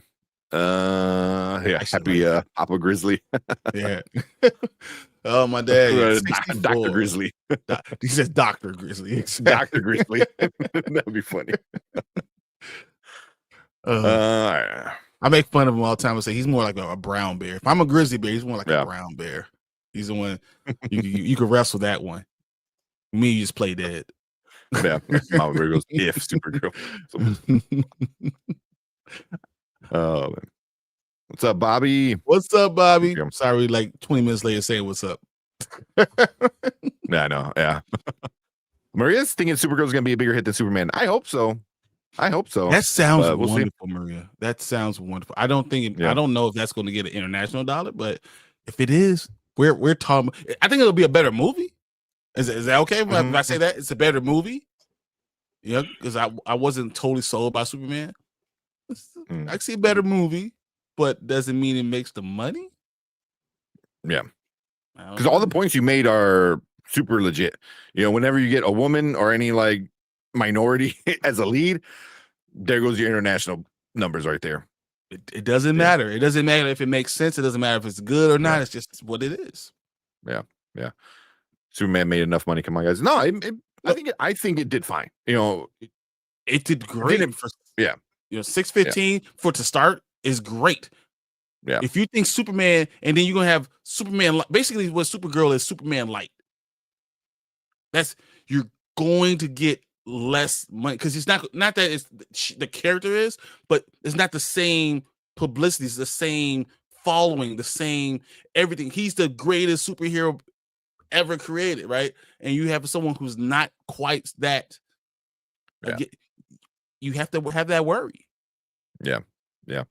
Like Mama Bear said, you know, female-led movies don't do well in this era, especially with superhero. Just superhero movies right now are not doing like great internationally, you know, and just in general, you know.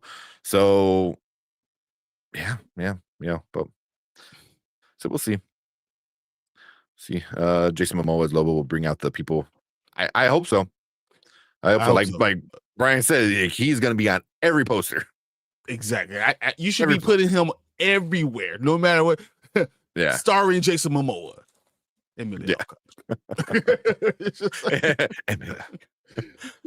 What's up, Steve? Appreciate Steve coming in, hanging out. Steve? Yeah. Matt Reeves has Batman covered, but that's part of the problem. That creates part of the problem, you know, because it's not James Gunn's Batman unless they do it. Unless they make it. I still have some faith that it might become what if they do DCU Batman. But what if they did that? Would James Gunn be upset that he has his own plan and they say, no, your Supergirl didn't make the $400 million required. This Batman 2 made $800 million. He's your Batman. Doesn't matter. You want to control the studio, you make it work. Mm-hmm. Can't tell me that doesn't sound like something that they will say. Yeah. I mean, especially coming from Zaslav, because from what I understand, the only person above James Gunn is Zaslav. Like, that's who he reports directly to. So Zaslav is all about the money. He'd be like, but this would be make it work. Nothing about this would be anything if they weren't selling it. None of this would matter if they weren't selling it. Yeah. Well, they said they're not for sale, but it doesn't mean people aren't gonna throw some numbers out there. And all it takes is one. Skydance came out, was like, hey, we want to buy you, and then Netflix and everyone else like, whoa, what? Well, here's a number. So the word on the street is that they offer 40. They think it's worth about 66. They're getting ready to put an offer of 80 billion. They said after it gets all knocked down, all the other stuff, which would buy it. That will win. Now all these things that we're talking about will just happen. Yeah. Well, because I know a lot of people are like, oh, I want Netflix. Netflix is not going to offer as much money as Skydance is going to. Just no way.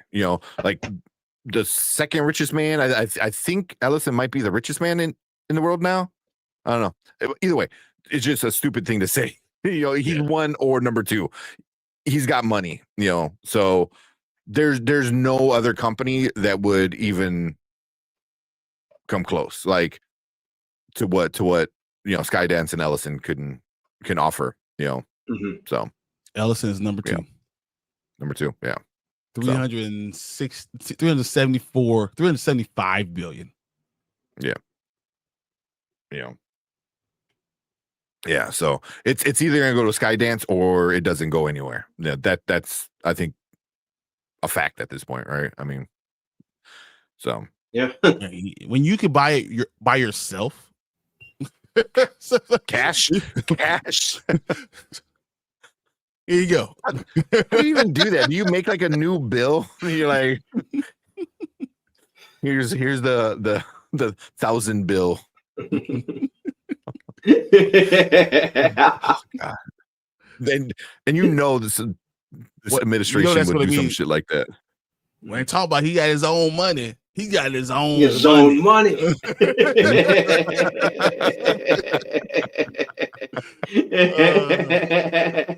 That's crazy.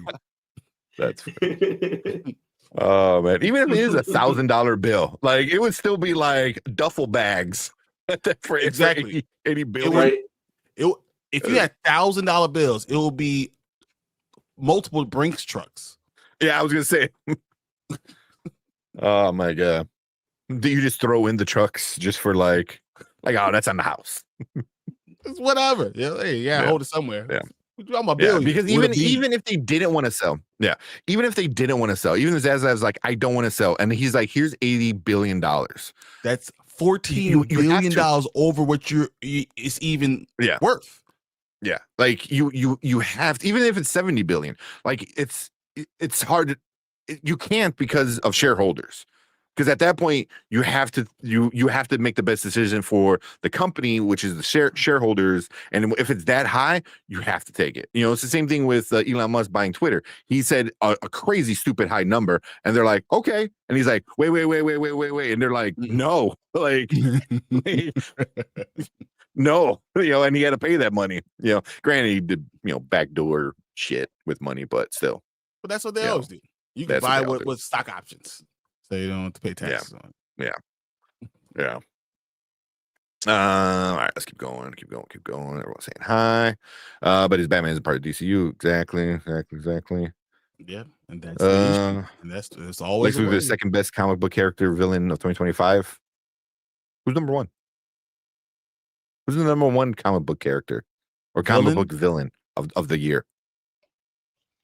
I kind of There's not many comic book movies that came out this year. Not a whole lot, right? I'm kind of inclined to say that it was Lex. Well, he's saying he's the second best. Who's the first? I mean, Century? Yeah. Galactus? Maybe I'm Red assuming Hulk? Galactus. Yeah, Red Hulk, Galactus. Oh, I here. mean, Yeah. He goes, what do you think? The best comic book movie villain, I think Galactus. I think I'll still make it Lex over Galactus. I'd probably say Lex also. I'm gonna say Grace Randolph. That's every year.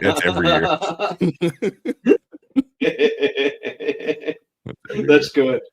That's good. Batman. Yeah. It would have been great. I man. wanted it so bad. I did too. Oh my god, it would be. It sounded like it could have been awesome, and we all know Ben Affleck's a great director. He has great insight. He has great thoughts and process. They have some. Do you know he's part of like 4 top 100 all-time movies? Wow, that's crazy. Like, writing, producing, or directing. He has 4 of them in top 100. Yeah. That's crazy. Yeah, that's one of the movies I'll always regret never saw the light of day. Like, I was all for a Batman directed, Affleck directed Batman movie. His based on what he would talk about in interviews and some of the stories that have showed up online, it sounded like it really could have been something really, really good. I think it could have saved it. I think it could have saved Zack Snyder by itself. Yeah, because a Batman movie moves the needle. Like it moves the needle more than 100%. Any other IP. Nothing. There's nothing that's touches Batman. Yeah, and everyone already loved like the look and the vibes that Affleck was doing with that Batman. He was the best part of He was the best thing about Batman versus Superman, as far as I'm concerned. I know I can't speak for everyone, but he was definitely my favorite thing about it. I think that he might have had a little bit more of at least like a fundamental grasp on the character than say Snyder and Goyer did. So I was really, really looking forward to seeing what he was going to do. I liked when I heard he was going to be directing the story, and we had like an older Batman who had kind of been around the block at this point. I love Gone Baby Gone. I love the town. Like. It sounded like it was going to really be something special. Yeah. Man, just thinking about it and talking about it just makes me even more disappointed that this movie will never see the light of day. Yeah, that sucks. It really does. Because then after that, I feel like that's when Affleck stopped giving a shit about Batman. He's like, all right, you took my movie away, this and that. And he goes, fucking yeah. So, because to me, like, I feel like he phoned it in, like in the Justice League movie, Oh yeah, he was over it at that point. Even in the Snyder cut. On. I think he knew what was going on. He's looking at it. He was like, guys, this is not going to work. Yeah, and then I believe he went on Jimmy Kimmel and said like that he was done too, right? Or something like that. Yeah. So because he probably. He knows people. He talks to people. So I'm sure he knew what what was going on with Warner Brothers trying to do. So,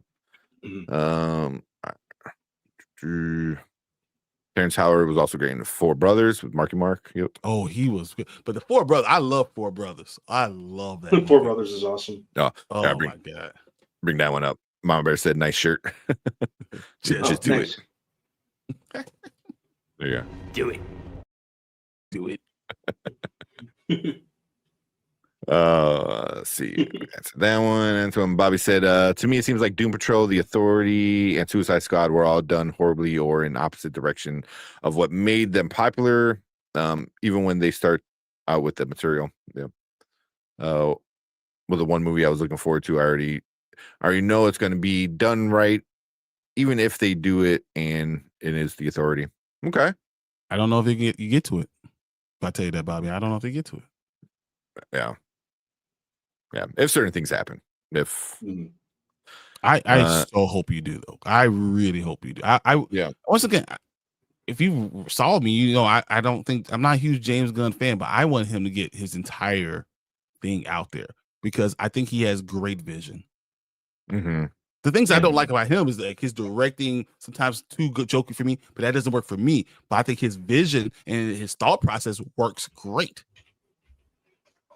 You know, so I'm hoping. I'm really hoping that this is great. You know. Yeah. Like I don't want to put this down. Like even watching the podcast. Usually I didn't really give a shit about the podcast after the Peacemaker show. I was whatever. I don't care. That one I watched because I heard a lot of people talking about it, you know, and clipping in and stuff. So I watched it, and like I can see why he himself thought this was going to be great, you know, because he personally had a lot of emotion attached to it. His father and stuff. Yeah, with the father and stuff like that. And he saw all these other actors in the show, like, you know, Danielle Brooks, like how she was great in her scene and everything. So like I saw what he might have thought, but I think he might have like overlooked like one, overselling it. Like that's going to be for me the number one thing he did the worst was overselling it, like way overselling it. And then not finishing the story. That's my biggest thing is like you can't end a season and not finish the story. And he didn't really finish. So people were like, oh yeah, it was like no, like a passing moment of like, oh well, Peacemaker is a good guy, cool. Like, but he still has a lot of trauma that we really didn't get into. You know? I heard someone tell me that the whole season is about self-discovery and accepting yourself for who you are. Yeah. And that's all well and good. It's okay. But, you know, like building up you know, and going strong the entire season only for the final episode to more or less be about nothing. And nothing really happens. Yeah. It's well, no, you're setting up stuff that's going to happen in 5 years. You know, I was like, it's not good. You know, no, it's not good storytelling. You know, like I said, I am excited, you know, because I heard good things about this and I'm excited to read it. And this sounds awesome, you know, but again, when are we going to see Checkmate in the DCU? I don't know, you know, and Salvation Run. What? You know, is it going to be like a Thanos thing where like, oh, it's going to be over the next 15 years, you know, that we get built out and then eventually we'll get like the salvation. It's going to pay off eventually. It's, you know, I don't know. I don't know. That's how I feel. But yeah, but like, again, I see why he did it because he has so much emotional attachment to it, you know, like I'm not going to knock him for him saying like, this is the most fun he ever did directing. Cool. Yeah. You know, a lot of people say like they love doing a movie and it's a shitty movie, but they enjoyed it a lot. You know, doesn't mean the movie's good. It just means you had fun doing it by all means, you know, like, but it doesn't mean it's gonna be good just because you had fun with it. So yeah. All right. Saw Kyle coming in. What's up? Oh man. Yeah. You gotta configure expectations for superhero box office wise. I think so. Yeah. I agree. But when you're talking about selling, you worry about the IP. That's what I'm saying. When you're talking about selling and it doesn't make the money that you wanted to make, or if it costs $200 million to make, you're not going to lose money on the IP that you just bought. Yeah. Just not. Yeah. Yep. So, I just remember like I'm going through comments. One day I'll hug Brandon if I'm fast enough. It's gonna come in. I'm gonna tap him on the shoulder. He's gonna turn around. You're gonna Pepe Le Pew you. I'll scream. I'll give you a hug. Don't worry about it. And I can scream loud. Anyone will tell you. I can scream. I'll give you a nice big hug. You get a bear hug. It was like, you know, it's gonna be like Looney Tunes style. It's gonna be like a dust cloud, and it stops at Brandon. He like spins around, and then it's gone. And you're like, "What happened?" There's like red lipsticks everywhere. It's like Love Mama Bear. That's awesome. I will love it. That's funny. That's funny. That's funny for real. We love you, Mama Bear. Bring this up. because are we doing any trailers soon? Yeah, we're gonna do them soon. We did our it's our, all like, my fault. normal sidetrack. I apologize. I it's saw all it good. coming too. I saw it too. I was like, man, but do it. Go ahead, do it. Yeah. I mean, if there's a good day, it's this day because we've got some trailers and just Gen V. You know, we don't got like much. You know, You get the other to get into. news stuff, you know. But yeah, I was thinking about. So why you looking? through Yeah, the I mean, we things- could talk Vision Quest, but whatever. Mm. So the Ben Affleck movies I was talking about, Good Will Hunting, right? Mhm. On this list, Gone Girl, oh, that's a The Town, good movie. Another great movie. and Armageddon. Did he? Which one of those did he direct or write? 'Cause I think The Town he wrote and directed. Right? And directed The Town. Yeah. Argo think is he- not on the list. Gone Girl, I believe he directed or wrote. Which one he do? Same with Good Will Hunting. I think he co-write it. He and Matt Damon wrote it. Yeah. And he and they Matt produced Damon. it. Like they did all of it. Yeah. They did it, all of it. Period. So I'm just saying, Ben Affleck knows what the hell he's talking about, guys. So Yeah. could have been. We might really missed out. Yeah. It 100%. it would have. Yeah. It sounded like it was going to be something really, really cool. Dang, that sucks. That it never I know. happened. And When you think about, Too this many dude has contributing 4 of the factors. top 100 movies all time. What? yeah, What? that would have been Crazy. awesome. Mhm. Yeah, he wrote The Town. That's that. Man, that's Oh, a shame. man. That really is. I would absolutely love to see his take on Batman. And he grew up a comic fan, and he had obviously, it never quite worked out for him in terms of quality, be it Daredevil or Batman versus Superman. So for him to direct his own Batman movie, it was. I have no doubt in my mind, that It would have been that it was going to be excellent. It would that have it been everything could've we been- wanted it to be. Yeah. Yeah. I was really That's- looking forward to it. And So that Kyle sucks. said, "No disrespect, but know your role. Batman vs Superman was dope." No, Oh my! Oh And my he said- bad. It was so good, Martha. yeah. Martha, why'd you say that name? Why did you say that name? That's I love it. Yeah. It had potential. I think it was trying to do too much for sure. It was I just trying to hated do too Batman much. vs. If Yeah. it would have took a step back It was. and just It's too focused soon. more on what it should have been. It should have focused on telling a story rather than catching up to Marvel in one fell swoop. You should have had a Batman movie first. Yeah. Yeah, Batman. Yeah. Batman should have come first, and that's give us a chance to connect with the characters and get to know more about the characters. Heck, we barely knew Superman. I didn't really feel any I didn't feel anything when Doomsday killed him. By that point in the movie, I had been looking at my watch countless times. Yeah, you kill him in the second time he's in a movie, and it's not even his own movie. So yeah. What's up, Aker? Do you want Polka Dot Man back? Nah, no. Nah, I'm good. No. I like to do without him. But that's once again, that sounds like a James Gunn thing. Yeah. Just saying, It worked for the goofiness of that Suicide Squad that they were doing, but I'm good. I don't need him back. What's up, Sheed? Yeah, we got 20 minutes out. Yeah. All right. Let's get in some. Yeah, he wrote The Town. George Jefferson. I don't even know what the hell. I should hug him, love him, and call him George. That's hilarious. That's so good.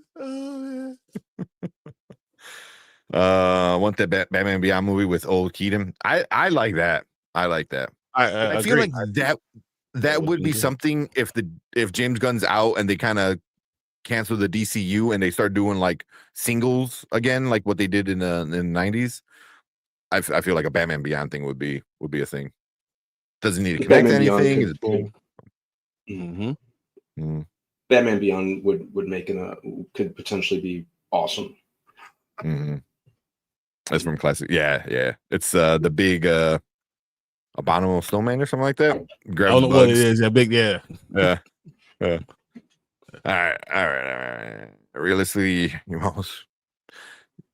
you mama's boys would snap out your blind rage if you heard your mom's name or M. Bear's name for that matter. I don't know if they would have said something like Sharon. I would like, oh, okay. Why is my opponent randomly calling his mother by his first name? Would be my question. I'd be like, okay. Oh man, yeah. So I watched the Ultimate Edition. I Suicide actually Squad have not. Yeah, maybe you're right. Yeah, I just haven't watched that. Yeah. That squad was it was all right. I mean, it's nothing to write home about. I'm like, all right, it was better than the first Suicide Squad. It was. The first Suicide Squad, I hate with a fiery passion. Yeah, I didn't like the Suicide Squad. I didn't like James Gunn's one. I know a lot of people did. I didn't like it. I didn't hate it though. You know, it's not like I'm like totally against it. I didn't hate it. I didn't like it that much. It was fine.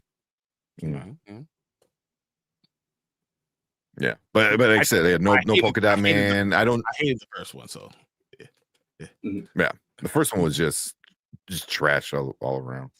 Oh, it was so bad. Yeah, it was so bad. Proper Authority. It's not gonna happen. All right, let's check out these. Both SS sucked. I mean, a lot of people say that too. So yeah, I'm more on that level. You know, I didn't really. James Gunn's was worse. No, at least that was coherent. Yeah, no. You know. Yeah. The problem with the first Suicide Squad, they messed up all type of scenes. Like it didn't even make sense. Like you're holding a coffee cup in one scene, the next scene you don't have it. The scene after that, the coffee comes back. Like I'm like, what are we doing, guys? Yeah. Yeah, it was so poorly edited and just that was so bad. Yeah. She said the first was the best one. Okay. I don't think it was edited well. And I think if you like, he said Martha to give a name instead of sing. I think Will Smith was the only. If you like Will Smith being Will Smith, that's fine. But don't tell me he's Deadshot. Yeah, no, don't tell me he's Deadshot. He wasn't Deadshot. He was Will Smith with guns. But it's hard. Once again, that's hard because you have a big star. The way he was at that time, it didn't matter where you put him in. He's going to be Will Smith. Yeah, he was that dude. Yeah. It didn't matter what. I mean, he pretty much played the same character. I feel like vibe wise as Independence Day. You know, like just with guns. You know. Yeah. Again, you said that's kind of who he is. He's too strong of a character that you're going to see him, and the first thing you're going to think is that's Will Smith. He's too big. I think not even a character. He's very distinct a personality. You know, he's a movie star. He's a personality. So a lot of times, more often than not, you're not really seeing the character that he's playing. You're mostly seeing Will Smith. Tom Cruise. I think. Yeah, Tom Cruise, movie star, one of the last remaining movie stars. You know, a lot of times you're going to see Tom Cruise. He was Hutch with guns. Yeah. Yeah. You mean Hitch? I was saying Hancock. Hancock. Oh yeah. Yeah, all these Eyes was better, but they gave the same treatment as just. I just don't think it was good. I mean, maybe you get the cut one day, but I don't know. I think it wasn't cut well. I don't think it was cut well. Yeah, they sent it to some like trailer company to cut the movie, which was probably the worst thing they could have done. Yeah, that's why it felt like iTunes shuffle the movie.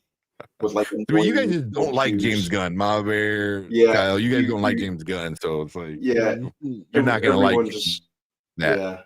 Don't get me wrong. Like, I Yeah. once again, I'm not a huge James Gunn fan, right? I'm not, but I respect him because, come on, I mean, some of the stuff he's done has been excellent. You know, when you have a movie that has, you're supposed to have some silliness to it, and you still have a good story and a good heart, James Gunn is perfect for it. Yeah. And that's what I thought like the Suicide Squad was, you know, like, you know, it's all these like, you know, dumb characters. Yeah. I don't like, that's why I'm good with not getting any of them. Like, well, I'll take Idris Elba's character back. He's not acting. King Shark. He's rapping, so he's good. That's funny. You know, but besides that, like I'm good with Rat King, you know, like, but I enjoyed her story. Yeah. I'm like, oh shit, you know, the Rat Catcher, you know, Polka Dot Man, like fun. I don't want to see him again, you know, so it was just like that. But the Ayers, I mean, that's why people are like, you know, saying they want the Ayers you know, cut of Suicide Squad. Well, I don't say I love Suicide. Okay, Kyle. Once again, I think it's the same thing though, is what I'm just talking about with the Supergirl, right? I don't think certain characters, when you're starting off with a whole thing with DC right now, I don't think that's something that I really need. You know, if you're finishing up something or starting off, I don't think that's what I want right now. I don't think that works. I don't think it works well for what it is. If you're doing a huge run and you're starting to open up this universe because you've already had successful movies, then you can do that. But if that's your basis, if that's your foundation, I don't like it as a foundation piece. I don't like it as the northeast corner of my building. You know, like that's not for me. You know, I don't think that makes sense. Yeah, I get that. Yeah, I get that. 100%. Yeah. The Thinker was kind of was whatever. Starro I thought was cool. You know, I don't think it was too wasted because I think even with that, like, there's still a way to bring Starro back, you know, into the DCU if you ever wanted to bring him back. You know, no, that's a sympathetic villain if there ever were one. Starro was not messing with everyone. He was floating in space, chilling and living his life. And people have to come to fuck with him. The one thing I can't see James Gunn doing is the storyline of where Starro is a Robin. It's good. It's stupid. It's a fun storyline, but I could definitely see something like that. I do technically not the main Starro. It's one of his offspring or whatever. But yeah, I do worry that Batman is not going to be dark enough if we have to do it. Yeah, and that is a worry. You know, if you're doing Batman, you're doing it in this age, it should be dark as shit. Yeah. It needs to be opposite of Superman. Superman's in the light, it's all flashy. You know, it needs to be the opposite of that. You know, he's still a good guy. He still is going to save, you know, the people and save the dog and shit like that. But he just does it very brooding and dark and you know, so it needs to be dark, broody. It needs to both be good, just one's dark. Yeah, but detective wise, I want to feel very noir, but I also want to feel the darkness of it. I want to feel that thing, and this is why I look at it. I think Static would have done well too with it. So, you know, I love Batfleck to really do it. I would love to let him do it, even though I would have loved him to start it personally. Oh man, that's not even Polka Dot Man's powers. I didn't even and that's the thing, like what James Gunn likes to do. He likes to take characters that no one really knows, they're not big, and kind of do his own retrofit them into whatever he wants them to do. You know, yeah. All right. Let's watch some of these. Marissa, I still want Will Smith to cut one more rap song. He just did, though. I mean, I was gonna say, did he just have an album? Will Smith is not bad, you know. His song was not bad, man. Will Smith works at being a rapper. It's just that you can't believe anything he says. We're not gonna open that up, Kyle. That's Mama Bear's like with the newspaper. No. No. All right. Collector's like, all right, we gotta watch the trailer. Watch the trailer. Yeah, we don't need another Batman Forever, Batman and Robin. Exactly. Yeah, I don't want that. I don't want that. Yeah. No Black Spider. Is it, or they should have done an Adam Glass storyline and characters. That's probably actually a good idea. I wouldn't mind that. I can see him doing no Black Spider. Yep. Yeah, I worry about this. Gun's favorite Batman is Clooney. That's just everything. Yeah. That's why hopefully worrisome. I know he's not directing it, which is a good thing. I like Andy Machete. was it Machete? I mean Flash was a thing, but that was whatever. And hopefully Gunn doesn't write it, which I don't think he said he's going to. So I don't think he needs to stay away from it. That's not his thing. Yeah. You kind of there. Just make So sure this is the way I want this to fit it. Yeah, this is how it needs to fit, and just make sure it has, like certain things that need to happen to fit in your big picture. Otherwise, like I said, like him, Saffron, the director, and they pick the actor. Make sure he has chemistry with Corn Sweat. That's it. That's really it, James Gunn. And say, you go ahead, do your story. That's it. Yeah. And he kind of needs to, like, you're the studio head. You kind of need to let other people, do their thing. Be the Kevin Feige. Exactly. Know where you're going, know the direction, and then drive the car. Exactly. Well, you see, send help. Yes, I do will. want to see that. It's Sam Raimi. Yeah, I want to see that one for sure. That looked good. Yep. That's I probably just want one the of the actor to better play movies. Killer Croc. I would give that. Killer Croc looked good in Suicide Squad. I agree. I thought it was a good actor and good look. She said, "Nah, that last song he did was dope. The engineer probably needs to speed it up by 1.5 speed." I agree. Will Smith. I agree with that too. And I think that his flow is solid. Will Smith is solid. I mean, most rappers know that too. He's not, I'm not gonna say he's not, LL Cool J. He's no, he's no Rakim, but he's solid. He's fine. Yeah. I just don't believe anything he has to say. Yeah. All right. Let's get this thing going. Watch him. The actor is gorgeous. And they just like cover him in scales. That's hilarious. But obviously I have no faith in Gunn. Damn. See, and this is part of the problem why Supergirl's gonna fail. I think, people just don't like James Gunn, don't want to see James Gunn, have no faith in James Gunn, so they're not even gonna bother with DCU stuff. I think that's exactly right. Yeah.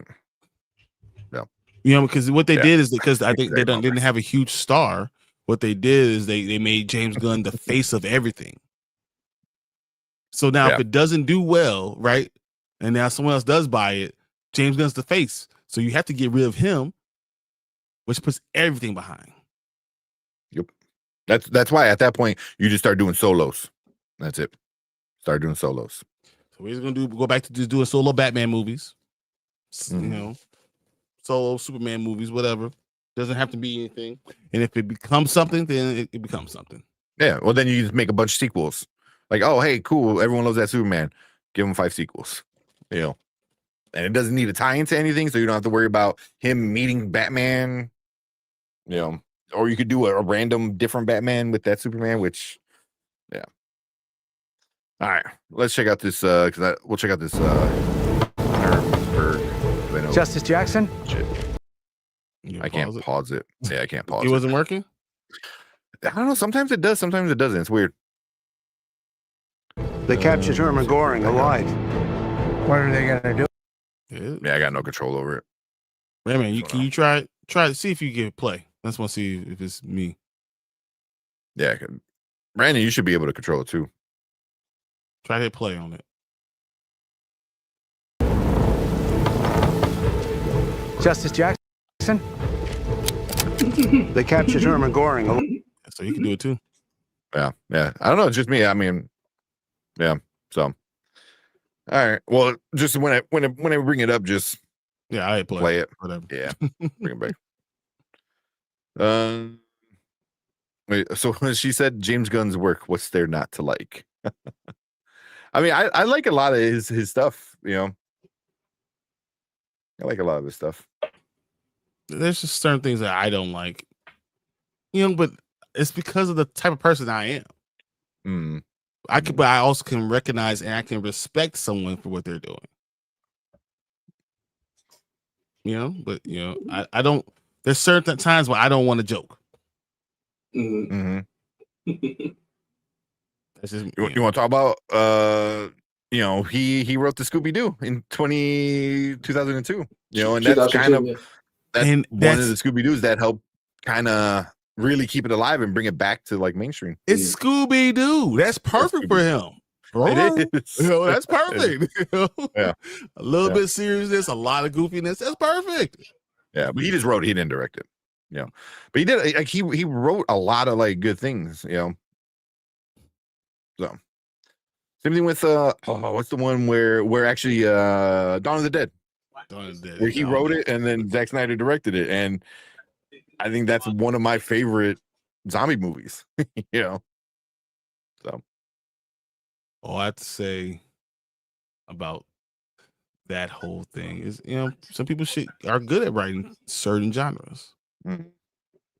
Yeah. Don't care about personality. I just didn't like it back in the day, but that everyone was a damn little edgelord. Fucking, I always found that shit cringy. And I knew people that did that shit. I was like, oh, don't do that. And then they come back and it was like, oh yeah, that was kind of like stupid. I was like, yeah, I told you.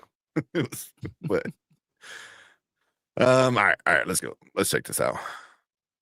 Didn't he work on the original Toxic Avenger? Maybe. Would have to look that up. Wouldn't be surprised. Makes sense. So yeah. Used to work in trauma movies, so it wouldn't surprise me. All right, let's check out. So Dawn of the Dead was rewritten after Gunn, was it? I didn't know that. That I didn't realize. I didn't know that either, honestly. But I mean, Mama Bear does know these facts. So I had no idea about that. Yeah.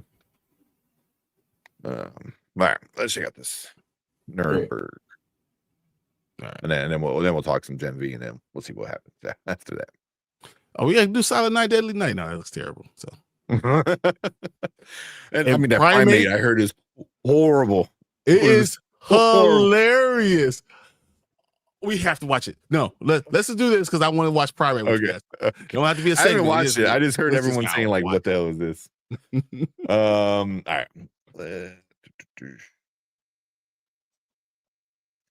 Oh, shit, lost my spot. All right, let's go. All right, what is up? Welcome to the Spoiler Kings. Oh, I don't know why it always happens with Brian. As soon as I hit that transition, wait till he comes back. Hopefully he doesn't get kicked out again. Oh man, but well, I think I showed you this, right, Brand Man? I got these from the library. Yeah, the checkmate. You did. Salvation Run. Yeah. So I was good, and all of a sudden you hit this transition, and all of a sudden it just goes off. What? How? Why? Like everything changes. It's crazy. Well, last time you got kicked out, so. Yeah. All right. Let's try it one more time. See if this works. All right, what is up? Welcome to Spoiler Kings. We have another trailer reaction for you guys tonight. This one is recommended by Collector Movie Man, one of our guys that's always in our live chat, so we appreciate that. And yeah, this one looks like it's gonna have kind of be important in today's world. So we're talking the Nuremberg official trailer. So let's check it out, and then we'll talk about it. Cool. Oh wait, I can play. Justice Jackson? They captured Herman Goring alive. What are they going to do with him? You are standing inside a secret military prison. It houses what's left of the Nazi high command. Hey! Never do that in my prison again. The governments of Russia, France, Great Britain, and our United States will put these men on trial for their lives. It can't be done. There's no international law to base the charges on. The world needs to know what these men did. Dr. Kelly, Central Command thinks you're some kind of hotshot head shrinker. You will inspect and ensure the prisoner's mental health. The one you'll have to watch the closest is Goering. He was appointed Hitler's successor in 1939 and is the highest-ranking German military officer of all time. He's highly intelligent, Charming, and a narcissist. I am going to escape the hangman's noose. Very sure of yourself. No man has ever beaten me. You want to know why it happened here? Because people let it happen. Anything less than total victory will be considered utter defeat. You have to be flawless. I'm going to put Hermann Goering on the stand, and I'm going to make him tell the world what he did.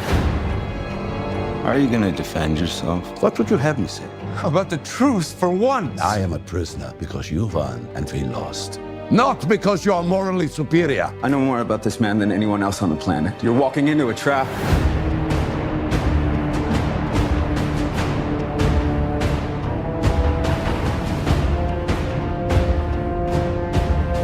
We are able to do away with domestic tyranny only when we make all men answerable to the law. So that it can never happen again.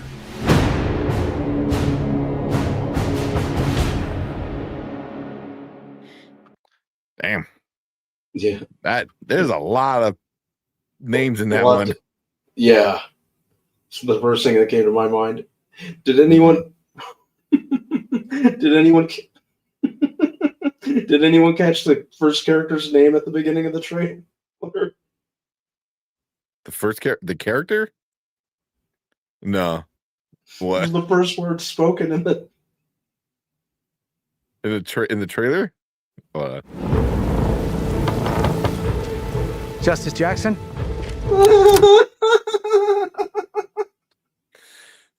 Chester.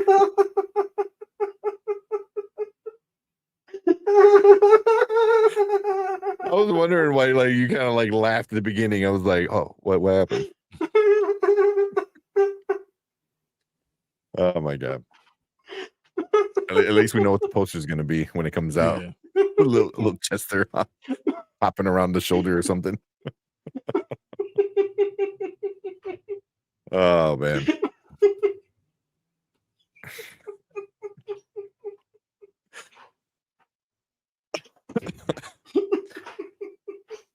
If you don't get a pet and name it Chester at some point, like in your life, I'm gonna buy him a parrot. So on the show, it would be Chester the parrot. Chester the parrot, and the only thing it says is candy cane. Exactly. I have tears coming out of my eyes. Oh man. Candy cane. Yeah, exactly. That makes sense. In the middle of the night. Yeah, I'm trying to sleep in the middle of the night. Yeah. All right. Oh my god. Candy cane. You got me. All right. We're laughing at it as like a Nuremberg fucking trailer. All right. What do you guys think about this one? I haven't really read too much about this movie. I haven't seen anything about it really until this trailer, but the actors are enough to really sell me. Rami Malek's awesome. Michael Shannon's awesome. Yeah. Russell Crowe, he's been awesome for years. I think who's directing it? Oh, good point. Let's see. It's got to be hopefully somebody. Because I think when I was skimming information earlier, I think I saw the name James Vanderbilt. Yep, that's who's directing it. Yep, it is. Yeah, which would be interesting because he's written a ton of stuff that I've liked or I've been kind of like meh about. Like he wrote Zodiac, which I love. Um, Mhm. and let's see what else he wrote. I know he did like I don't know if it was like an uncredited write, but I know he's had a hand in a couple of the Spider-Man movies. Oh, the Amazing Spider-Man movies. So you could Mm. kind of take those, however, but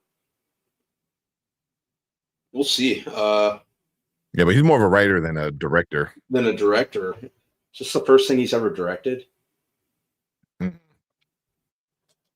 There's another thing No, called he did the Truth, movie which I never seen Truth. in 2015. I haven't seen that one, Oh, but yeah, I guess we'll find out. Kind of. I think the cinematography and the costuming looks amazing. mhm. So, but hopefully, hopefully it's awesome. It's a pretty big movie for a second time director, or looks pretty big in scope at least. Mm. So, guess we'll find out. Yeah. What about you, Brian?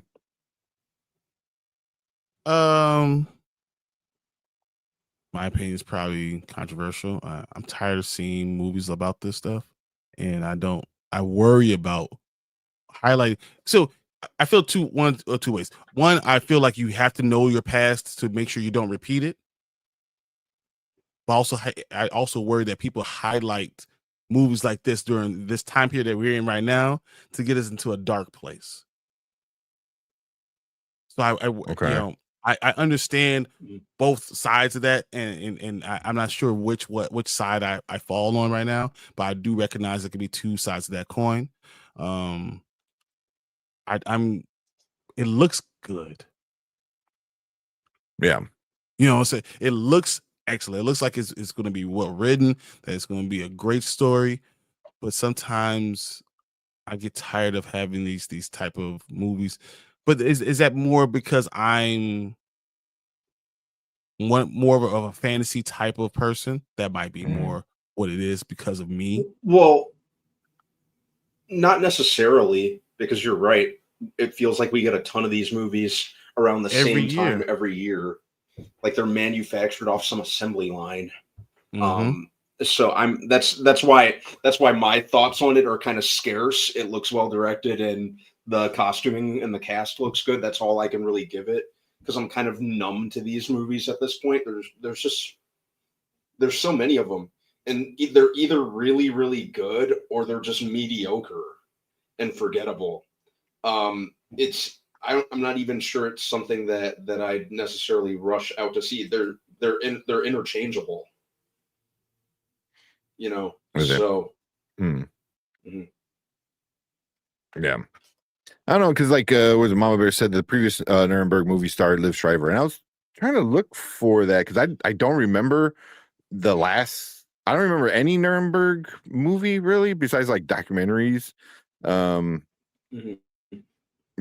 So yeah, I'm not sure which one. If you know which one that one is, let me know. But I don't know.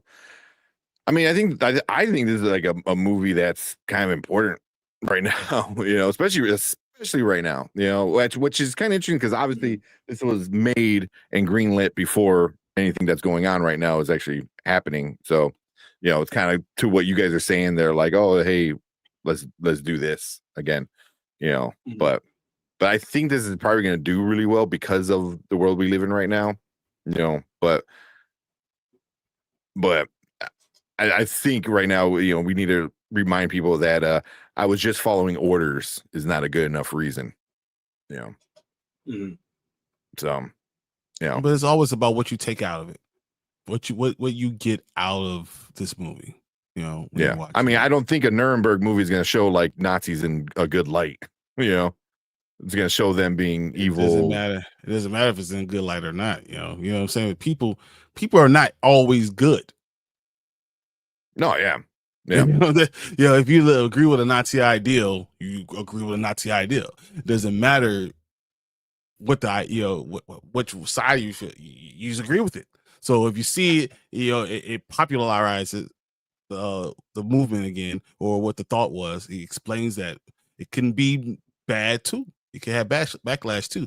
But I'm also a firm believer that you don't want to forget where you came from, because if you don't, you're doomed to repeat it. So it's like I can see both sides of it of it. But I do feel like it's you see these type of movies often during this time, and just I feel like sometimes I just don't want to see it. Yeah, but I know the Liv Schreiber one that you're talking about narrates in 2009 the restoration of the 1948 documentary of the Nuremberg. So it's a documentary. A documentary, okay. He just narrates it. Okay, that's the one. Yeah, because maybe that might be. I might have seen that one because I've seen a few of the documentaries. I was like, I don't remember if they'd done an actual like recreation movie like this of the Nuremberg trials before. They might have, back in the day, but if they did, I haven't seen it. But yeah. I don't know. I mean, I get what you're saying, Brian. I just hope, it's not that. But I mean, people get mad. People got mad at other things where they the Peacemaker, for example. People was like, oh well, I don't think you should be mad at the people in that world. I was like, what?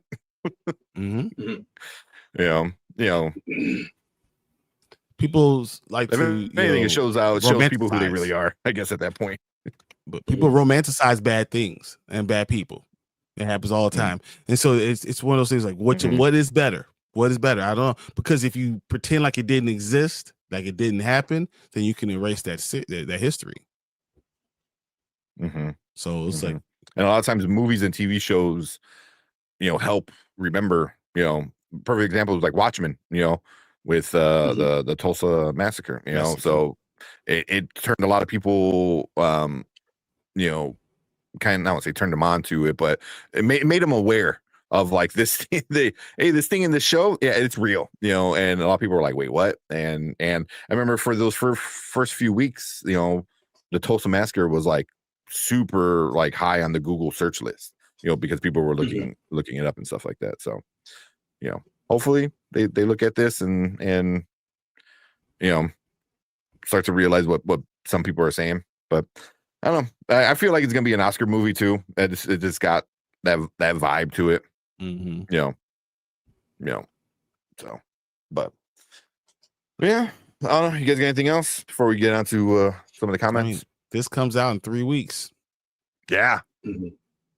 Super quick. I didn't even realize it was coming out. Like, kind of what Brandman said. I heard about it, and then next thing you know, it's a trailer and it's in theaters. So I'm just saying, these type of movies, they do come out a lot. I mean, it's a very important subject. So it's like, what do I want? I don't know. Do I worry that people don't take things the right way? Yeah. Do I think people are stupid?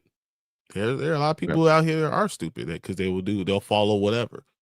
So, or selfish or self-centered or anything like that. Yeah. I mean, humans are not monolithic, so you're going to have good, bad, people that think the right way, people that don't. So, you just got to worry about it. Yeah. Because I think this comes out around the same time that Sisu comes out, and Sisu is same vibe, like with Nazis bad, but this one's more, obviously real life, and Sisu is more like, hey, let's go kill Nazis. Yeah. So yeah. So, but cool. Yeah, but it's an interesting movie. I think I'm gonna go see it. Maybe not opening weekend, depends on what else comes out that weekend.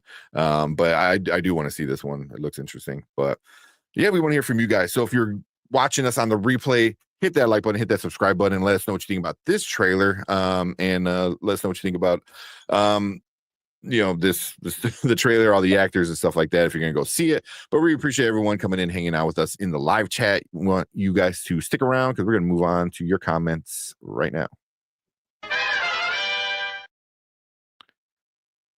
Cool. see what you guys saying in chat real quick, and we'll check out that other trailer. Oh, everyone's talking about the laugh. Sounds like he's planning to kill Batman. she fell asleep so during the trailer. Yeah. Well, yeah. I'm like, of course, I don't care. See, it's hard not to say like you don't care, especially in the world right now where things are happening, and when eventually when people are going to be held accountable, saying I was just being told what to do. I'm just a soldier. Yeah. Like that's not a good enough excuse anymore. But I think what she could be saying also, it's my Black Panther voice. You don't care about me. Why do I have to follow and care about always care about you? And that it becomes that problem. And the issue is all injustices need to be remembered. Yeah. And so you don't want to say I don't care because you have to care but you don't want to always feel like it's always caring about someone else's problems and not about mine. Mm-hmm. I mean, it's touchy. It's a touchy thing. What's right, what's wrong, what do you want to talk about? Yeah, it's hard. Yeah. But we do have a lot of things that revolve around this time period, and you don't have a lot of things that revolve about other stuff. Mm-hmm. Yeah, but it's always negative when you do. Yeah. Yep. So I hear you. I hear you. Yeah. This is based on the actual trial. Yeah, it seems more real. Yes, we want people to be aware, but they don't get the message. They make it something else like American X. I'm tired. I'm tired too, Simba. Yeah, probably gonna go see it with my mom, whole family. Seeing Predator Badlands. Oh, it comes out at the same time. Yeah, probably go see Predator. Overlord 2 if you want to do these movies. See, but then that doesn't give it a serious, like, same thing with Sisu. Understanding where it's from. Yeah. Why are we prioritizing this? Why is it so important? That has to be out too, because you can't make it comedic or even make it too much like it's fantasy. Yeah. Very much like Overlord 2 or Sisu is like, hey, let's go kill Nazis. Okay, why? Like, why are Nazis bad? Like, well, they're bad because they bastards, like that. Yeah. What was that? Inglourious Bastards. Inglourious Bastards. Yeah, same thing. I really like these movies based on true stories, based on true story. Yep. I think this can become a small situation for individuals in this day and age and climbing, especially in America, who will see this as possible rallying event. I'm all for history. I love history. Yeah, but in this climate, I'm concerned about what people will try to read into and shape it into their doctrine. Exactly. I mean, they're going to do what like Kyle said. Those call it woke. Yeah. But you worry about people going to the next step. You say people, you have to worry about what's going on and people not taking ownership of it. Well, this is not, as we saw from Peacemaker, this is not much different than where we are in this real world. And it's possible that people see this as a rallying cry or something. And to that point, I just don't like. That's the thing. I don't see how you can watch something like this and see it's like oh, the Nazis. Like that's not that bad. Like he was just following orders. Like that's the whole point of what. But Tank, if you're racist and you think people like that are do need to be eliminated, so like that's what you're not gonna watch a movie called Nuremberg if you're a white supremacist. Depends on how you come from it. I mean, the way you look at stuff. I mean, I'm just telling you, people just look at something that you and I will look at and say and think one thing, they'll think another. And it sucks. Yeah. But does that mean you stop making stuff? I don't know what the answer is. I really don't. Found it as a miniseries is what I'm saying. So that sounds took me back. My dad watched Adam West Batman and was younger, and I watched it reruns. The laugh. James Gunn might get it. Oh man. Yeah, an injustice anywhere is an injustice everywhere. I'm okay. Yep. Yes. And that's why it's important that you have to make sure it's important to talk about. But I have to understand where other people are coming from. Yeah. It's also like the one, oh man, why am I always forgetting about who said that quote? But it's always like, oh, they came after blah, blah, blah, and I did nothing. They came after blah, blah, blah, I did nothing, and it kept going. It's like, then they came after me and there was no one to help me. It was like something like that. So it's like, you need to learn, especially like in Chicago, it's like, oh, they're going after immigrants. And then next thing you know, it's like, why are they attacking like an all black, housing unit in South Shore? Mm-hmm. So it's weird, and stepping stones to other stuff, but people are going, you don't want people to feel ostracized or, and stuff like that way. So like, it's just weird. It's hard to come up with a perfect answer. Mm-hmm. That for people like me, this is important because our families lived it, and Nazis are still a real threat. Yeah. Yes, 100%.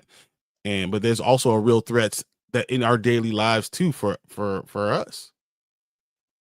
So like, and I think that's the comment that you're always going to get.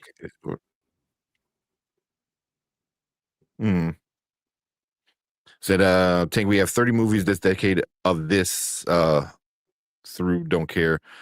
They're alternative facts to those you're trying to get the message to. He's worried that people are going to use it. Something they.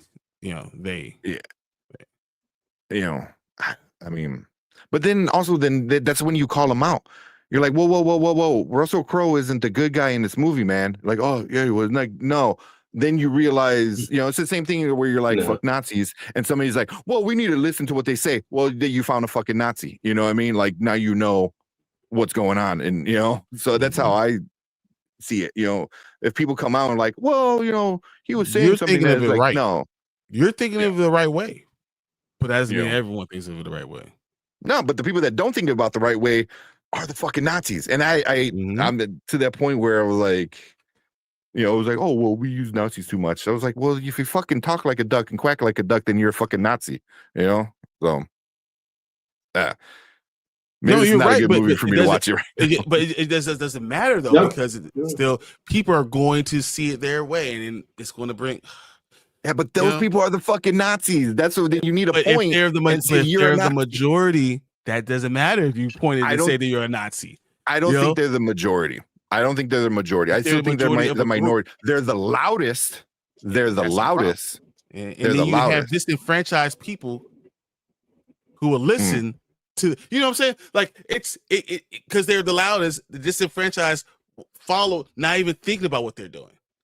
Yeah, but then movies like this is like, because then you show those people who don't know history, who don't pay attention, and they see a movie like this and they're like, oh yeah, like those are the bad guys. And you're like, yeah, so are the people that agree with what he's saying, So movies like this, I think, are important to that matter, But then it can overlap to like other things as well. You know what I mean? Like, like to like, racism, is not just Nazis and Jewish people. It was, anybody who thinks that kind of ideology. It usually doesn't, though.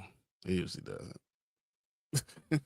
I think that's what we got to talk about it. We got to help people. I agree. You do have to talk about it, and I think it's just hard. People don't want to. People feel left out. Always, people feel left out. But it's hard. I'm looking at it trying to look at it from what I see it, because I've been a little bit more privy to certain things. I understand how things, someone's issue for here and affects someone else, my issue here. If I'm going to get anywhere, I need everyone. We need to all be partners in that. That's the way I look at it, but that not everyone's going to look at it that way. I think the older I get, the more I realize that people just are. Oh, people suck. Yeah. Just people suck. And you think you come out with something that's just positive, and it doesn't always come out that way. Yeah. It's very frustrating too. It's very frustrating too. It's very frustrating, but I also think it's like it's important to like teach younger generations about like, don't be like that. don't be like, this and stuff like that, and here's why you don't be like this, so like I said, they're the loudest, which is, Very but also I frustrating. think they're a small group, but they are loud. I think it's larger than you think, and you have sympathizers that's yeah. larger than you think. You think it's real small. That's a dangerous idea too. Yeah, no. I'm not saying it's like one person. There's definitely a lot of quiet participators, that are quiet, that are not as loud as the loud ones. But yeah, there's a lot of people who don't say anything, but quietly support. Or just don't say anything. Period. Mm-hmm. You don't have to support or not support, but just not saying anything. Period. Is an issue too. Yeah. Agree. Yeah, people don't care what affects them, which is always too late. Too late. Yep. And not realizing what happens to just because it's happened to someone that's not you doesn't realize it could be you very soon. You need to get on the bus. You need to get on with movements. You need to care about other people. That is huge. You need that. Yeah. Try not to fall too behind. We watch it and make notes. Do some succeed this reboot era. Yeah. Or they. Yeah. That's what's saying. It was Martin Niemöller. Something to him. Okay. That was Crow. Yep. Ran too quiet, drag him into it. I went his input. I mean, it's a tough subject. Do you really want to talk about it? And why people are terrible, and then why other people don't want to care, and then don't realize them not caring doesn't really help. But you can also feel disenfranchised too, because your story is not being told, but you're telling me I want to hear your story, but you don't want to hear my story. It's complicated. It's layers. It is. Froze. Yeah, both my grandparents were in World War II, one Canadian and the other one was Dutch underground. Yeah, I remember you telling us that your family was very involved in World War II and stuff like that. Things like Schindler's List and Saving Private Ryan are important. My dad was in the Army 35 years airborne, a lot of family and military over decades. Very proud. My dad's a hero. For sure he's a hero. Oh, 100%. Yeah, no doubt. But compassion and common sense. Yeah, that's the thing. I think compassion, empathy. Empathy. That's it. Exactly. Is missing. And part I don't want to get too much into it. I'll say forget it. Because this is shit. Like, I mean, this is the reason. Like, I was on Facebook. I don't know if anybody. I know Mama Bear had me on Facebook, I think, and stuff like that. I got rid of my Facebook because I couldn't take it anymore. Because people are just. It's understandable. I've been thinking about doing the same thing. It's exhausting. It's a ton. Yeah, it's Facebook over all of them. Yeah. Facebook over all the other ones was the worst. So yeah, I had to get rid of it because it's your friends and family that you think should think. It's common sense to think a certain way, and they don't always think that certain way. Yeah. So to you, it's common sense. To us, it's all common sense. That's not what it is. Yeah. You don't see. I see it one way. You see it totally different because your perspective. People have their perceptions, and your perspective and perceptions aren't always reality. Yeah. Because you know what, one negative experience could shape your entire perspective on what's going on. That's it. It's just tough. Or just this, like where you live, the people that you surround yourself with, like you're never able to get out of a box, whether it be one side or the other, Yeah. Bobby too. My pops was in World War II. This is my grandfather. So yeah, man, a lot of you guys have family members. That's awesome. Yeah, for me, it's just important stories like Emmett Till. Yeah, but you see, that's and that movie was But that's did you wind up watching the Emmett Till movie?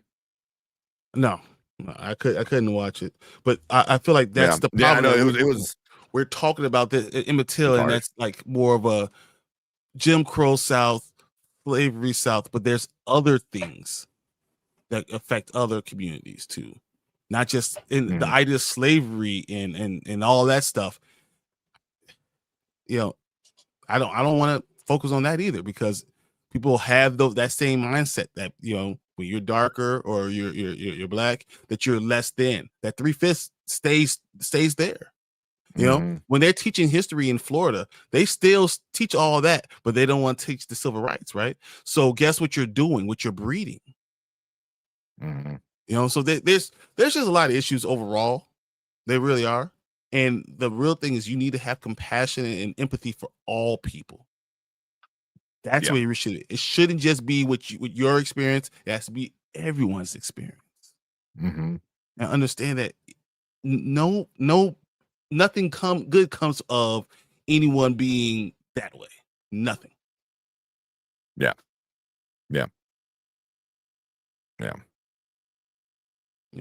I agree. And that's why discussions are very important, because, you know, you don't understand someone's perspective, and you also allow other stuff to fester when it's always hidden doors, you know, in basements and you know, these small groups. You don't want to talk about it out loud, because, you know, things start to fester when you do that. So I'm just saying. Yeah. I mean, especially in America, America's still very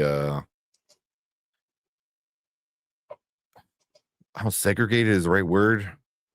No, it still is. I mean, for us, I mean, like I know Chicago, it is, but I'm just like, Chicago is a very, very segregated area. Like when you are living in Chicago, like you're in the black area, you're in Hispanic area, you're in an Asian area. You are, you know, this is all Cubans in this area. This is all Dominicans in this. Like this, what Chicago is. Yeah. If you're in a nice neighborhood, you're probably in a white area. That's Chicago. That's a real thing. And it all comes from the housing market and how it works. Block to block, you know, like you just cross one street and boom, you know, it's like, oh yeah, this is, you know, the white neighborhood. But it's just that's what Chicago's with Cicero, the ideal Cicero. But people don't even know that idea, what that is, what happened there. Yeah. You know, so but that's what I'm saying. Like, so when you're hearing someone saying, you know, I'm hearing the same story over and over again, it's important that you do hear that story, but it's also important that you have the other stories, not demonizing anyone. You know, demonize the bad people that aren't caring about your safety, that aren't caring about your rights, that aren't caring about you as a person. Those are the ones that need to be demonized. But sometimes with these movies, they don't demonize them. Sometimes is awakening of stuff, something saying, well, you know, we are disenfranchised. We do need more of you know, it's their fault if we weren't there. I mean, it's just, yeah. I mean, it's happening, you know, like to exactly. I just thought about it was well, I forgot the name of the movie, but it's the one where like you get the meme a lot of like Hitler screaming at everybody, you know, and stuff like that, which made people look when he's a in the lot room of with it. everyone. Yeah, you know. You know, and when they overdub it or they put different subtitles, you know, it's, you know, they do it for fun, for comedy effects and this and that. But like, people are going back and listening to, you know, Hitler's speeches translated in English, and hearing the people are like, "Oh, well, he didn't say bad things." I was like, "Oh, he just wants his country to be, you know, like the power of wants to be, you know, Christian country and protect it from the outsiders." I was like, the idea of what purity means. You know, those words are those key words. You know what I'm saying? So like, you say everyone thinks Nazis is bad. That's not the truth. Yeah. What do people say in their little covens? What do they say? It's not the truth. So, yeah. So, yeah, because I've been hearing a lot of that going around. It's like, oh, he didn't, but he said wasn't that crazy. I was like, or what you're hearing today is also fucking crazy. Like that's the thing you don't want to connect, but you don't want to hear that because then that means you're wrong. You know. So yeah, Jojo Rabbit. Yeah, like Jojo Rabbit, like Kyle, like you said, like I feel like that kind of like pokes fun at it, but also talks about the seriousness of it. You know, Well, yeah. It's made to make you connect. That's what you really need. Mm. You need connection, and it needs to connect for all people. Mm. Yeah. Bro, even Jesus got tired of talking to bullshitters. Yeah. I got to watch Schindler's List with my granddaughter of one. Wait, I got to watch Schindler's List with the granddaughter of one of his Jews. I might have missed one before that. Yeah. Her grandmother is mentioned. Oh, okay. The granddaughter of one of the Jewish, her grandmother is mentioned. Ah, okay. Damn. Yeah. So, yeah. Oh man. But all right. I mean, even like this like Nazi shit kind of connects with Gen V, especially this episode. You know, like that was a real hard transition. That was really good that you tried that transition. That was hard. But it's true. It's like you want to talk about like Nazis and privilege and white supremacy. It's like, you know, like what Cypher is trying to do. Even Kate, I think Kate is like super white privilege. You know, she's that stereotypical blonde white privilege chick. You know, it was like, oh, this black woman has this power. And fix me. You don't deserve to be fixed, and that's what Marie's kind of getting at. But then, Marie, you know, there's issues with Marie in this episode. But her part of the thing is like, you don't deserve to be fixed. I can't trust you. You're not a good person. And she's like, yeah, but I'm doing better. You know, it's like cool. You also put me in jail, and I was in there for 5 months because of you. And Andrew's you know, like that's not enough.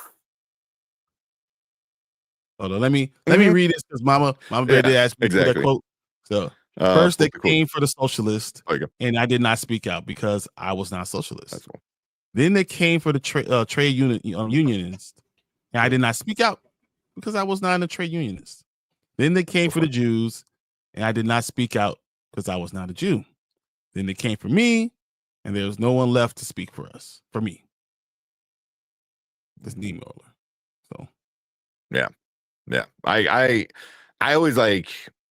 I don't know the quote by heart, but I know that quote, and I always feel like that's such like an important quote where it's like you like at what point are you going to start to stand up? You know what I mean?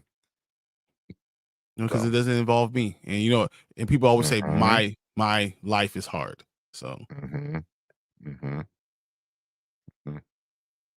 yeah. I think that transition worked better with the boys in Homelander Stormfront. That is exactly that's directly because she is a Nazi. That's direct. That's super direct. But this episode, I think that a lot of this season, you know, because you're dealing with Cypher, you're dealing with like Godolkin, you know, which was created back in the day, you know, around World War II, I believe, was it? You know, so like you get a lot of like that stuff. Yeah, and I think you're gonna get a lot of that in the prequel with Jensen Ackles with was it Soldier Boy? I think you're gonna get a lot of like World War II racist shit when that show comes out. Well, no problem. Yeah. But that's always a quote I always think, you know, when people, especially like seeing shit that's going on now, and people are like, but that's not my neighborhood. It's like. Oh, that doesn't involve me. You know? Yeah. Or they did it for a reason. Start to rationalize it. Oh god. Yeah, when you start to rationalize it, that's even worse. You know. Because like I saw videos of them in my neighborhood growing up. You know what I mean? Like, which is just wild, you know, because I just remember being in my neighborhood. It had problems, you know, for sure. But like exactly. You know, just what Kal-El says. But my eggs are high. It costs a lot of money for my eggs. That's what I need. It's their fault. Yeah. It's their fault. That's always a very dangerous thing to ever say. It's their fault. It was the same thing with like I don't know if we'll bring it up, but like the whole Palestine Israel thing, it was I forgot what his name was, but he's one of the louder guys about pro-Palestine, and he's a comedian kind of guy. He's like the Jon Stewart of like the Middle East. But he was like, oh, how many dead babies equals, that grandmother that Hamas killed, or like what's the conversion rate? And, it's the same thing as like, all right, how many Mexicans need to be kidnapped before your eggs start getting lowered? I think I told that to somebody and they didn't like that. But I was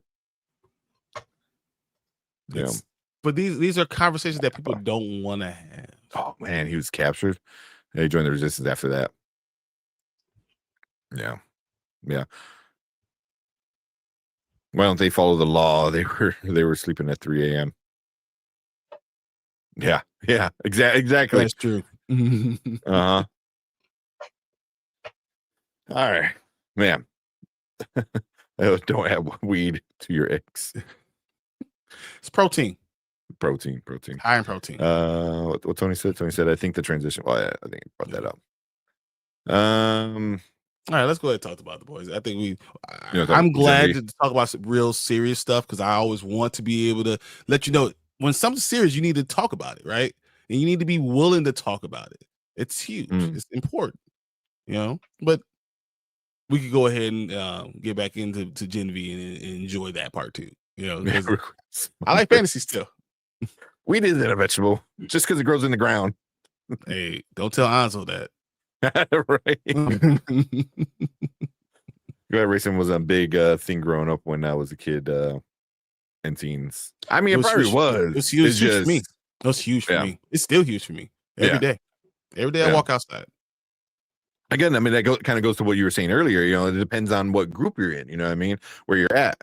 Like I grew up in a predominantly Hispanic neighborhood, so all my friends were Hispanic. So, when there's a large group of us walking together, there's a lot of narcs, driving around us, So, man, I'm sure Brian. My way of life. Every day I walk out the door. That's just what it is. Yeah. And then, but your only hope, it sucks when your only hope is that they say, but you're different. Fuck you. But you're different because I'm educated, but I have dreads. You're one of the good ones. I'm 6'5", 275. People see me no matter what my education level is or whatever I live. They're going to see me and they will see it as a problem, as a risk. That's just what it is every time I walk out the door because I'm black and I'm big, I'm tall, and I'm going to be I deal with it every day. I have to make my steps. I have to check myself every day I walk out the door. Because life is not fair. Things are not equal. That's just real. Yeah. Exactly. Yeah. Well, one of the good ones is like one of the I heard that before, not to me, but I heard people saying that, and I was like, because there's people I hear talking coworkers or stuff like that when I worked at other jobs and stuff, and I hear overhear you always overhear things, and I was like, all right, you kind of make a mental note of like, fuck that person. I do not talk to that person.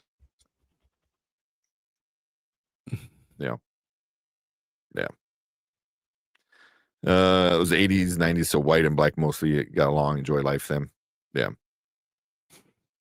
But again, all the kind of it's always a problem how it affects you, you know what I mean? And it depends on where you are. And you know what? And honestly, you can get along always, people, and you could be in good neighborhoods and good areas that, that's not the idea, but it's probably still there. Because if you think about it, 1992 was, the LA riots. We still had Rodney King. We still had those things. Yeah. But like for me, like once I got out of, I got out of like the city in my 20s, probably like 26, 27, is when I mostly like started living out in the suburbs and not in the city of Chicago, and that's for me when I really noticed like my white privilege, like was like, oh, when I'm not surrounded by Hispanics and it's mostly white people, things definitely are different.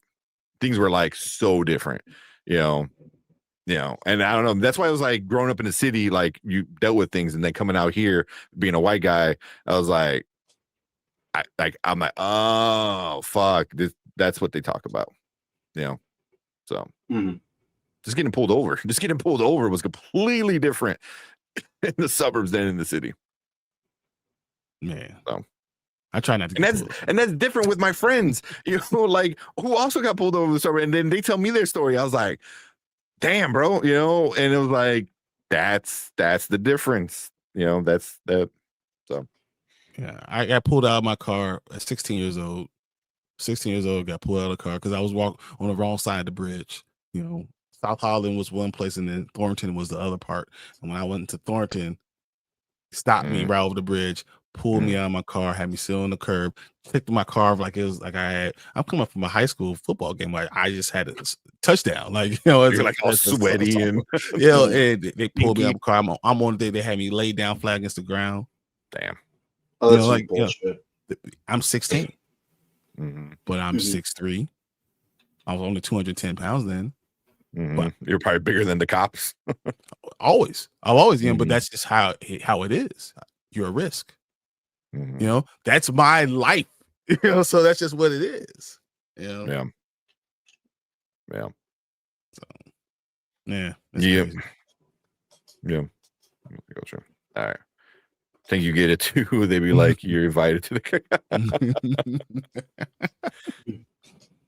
Like I never considered myself white until like as I got older, and then the white privilege is what really like I'm like, oh yeah, like because I was like, oh yeah, because my dad's half Hispanic, he's half Mexican, and he's like super dark, so I always, especially right now, I'm like, yeah, that's dark, and which is funny because like even his mom, who's fully Mexican, she's like super pale.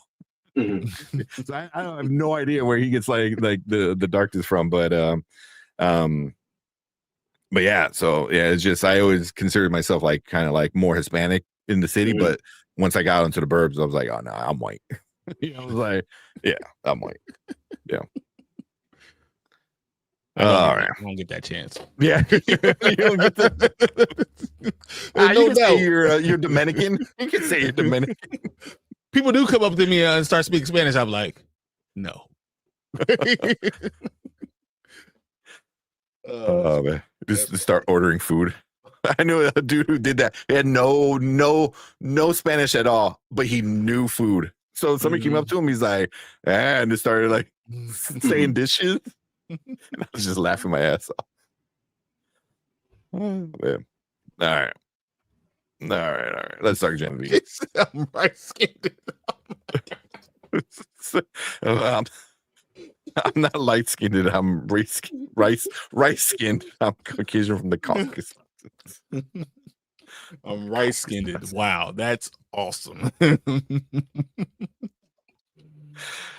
Oh man. Yeah, that's funny. Oh, guys. Yeah. All right. We can put that in the box now. I'm glad we can have a serious conversation. But we can put that in the box. We can talk about Gen V. It'll pop out again all the time. It's like a jack in the box. You put it in the box and then it's gonna pop back out sometimes. Yeah. Usually it's Mama Bear is the mass distraction. This one I blame a Collector. Collector's like, oh, you should watch this trailer. I was like, It's important to talk about and understanding. I think always you should talk about understanding people. You should always understand that and being part away from oppression. Always try to be better. That's like the thing I always like think of. Try to be better. Yeah. Try to be good. I got Brian to laugh. I'm good now. Oh man. All your military brats have moved around a lot, having new friends. I was born in Germany, says white, blonde, blue eye. It wasn't a thing. Yeah. I got teased as an adult more when I say it. Yeah. I understand that.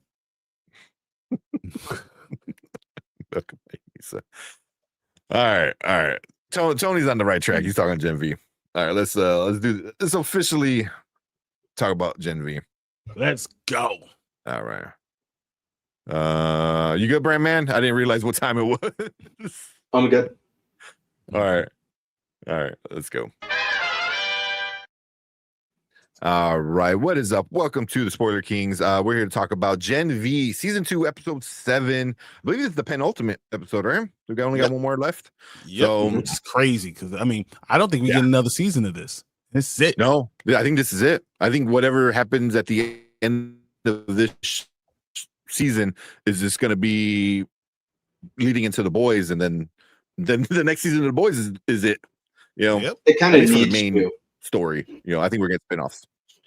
Yeah, yeah. It's kind of, I would say it's overstating the weapon, but it's getting to that point where you're like, all right, you know, you're getting a little too up your own butt a little bit.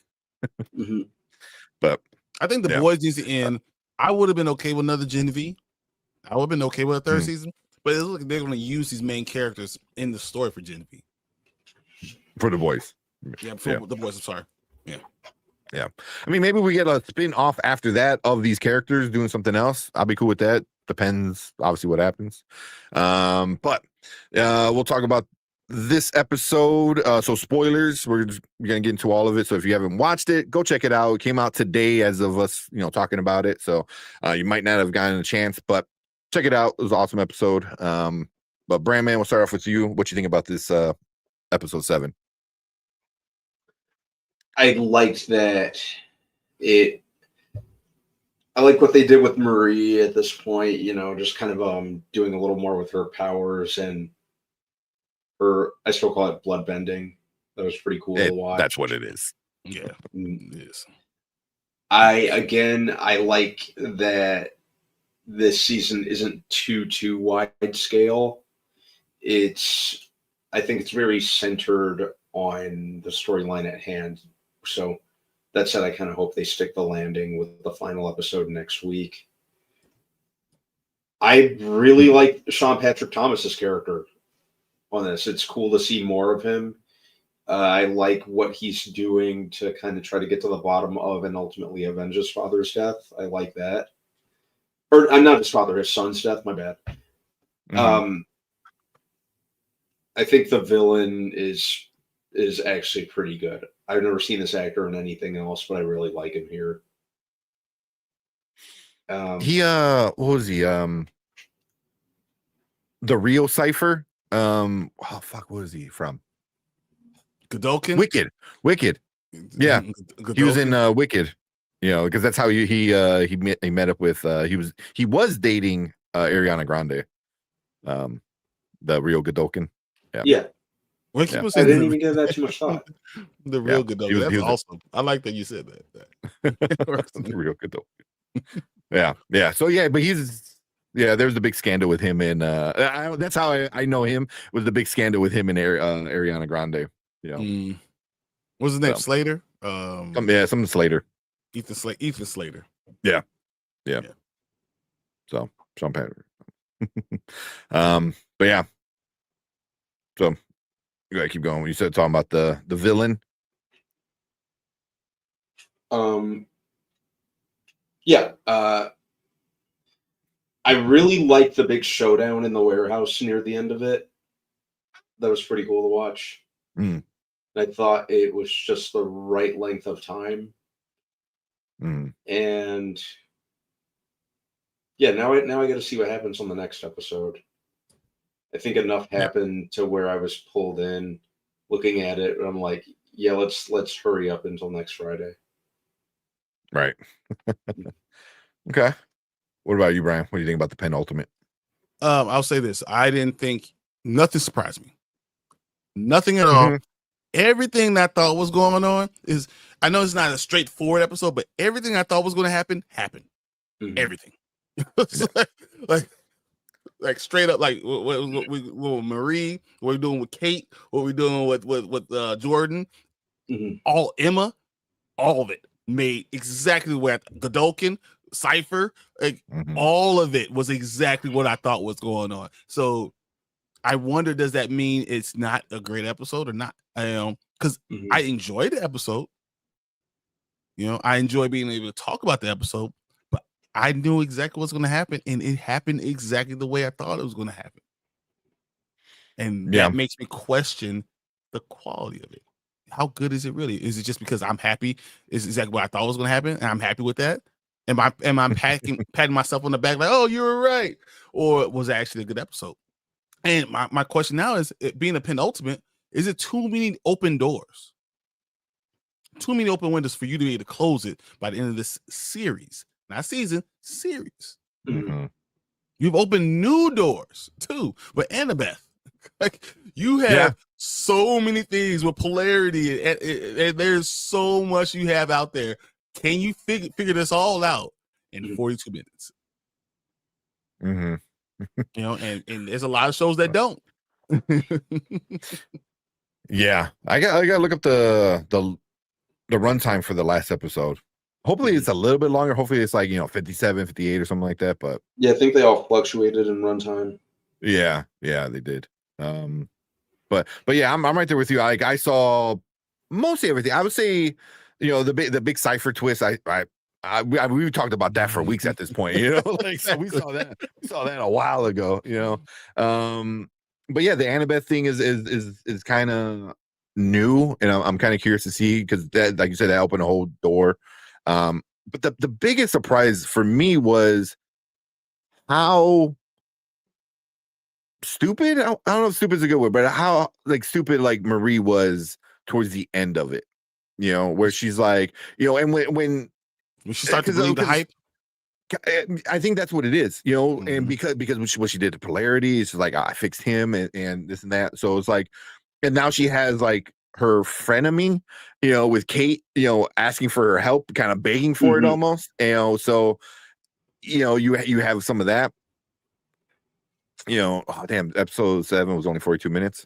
Yeah, that's why I was just. It was pretty short. We'll see how hopefully episode 8 is a little bit longer. I think it will be. Yeah, I hope it will be. But yeah, at the end is just.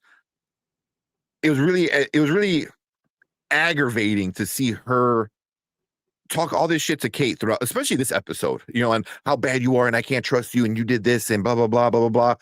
And then she uses her powers on her friend, to the point where she was ready to fix Kate after all the shit she just said to make her use her powers against her own friends. I was like, what are you doing? And I wonder if this is the result of a villain turn.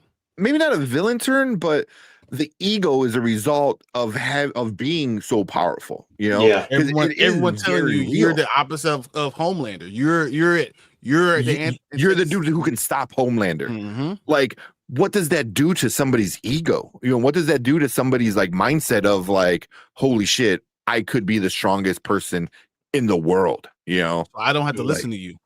Yeah, so listen to me.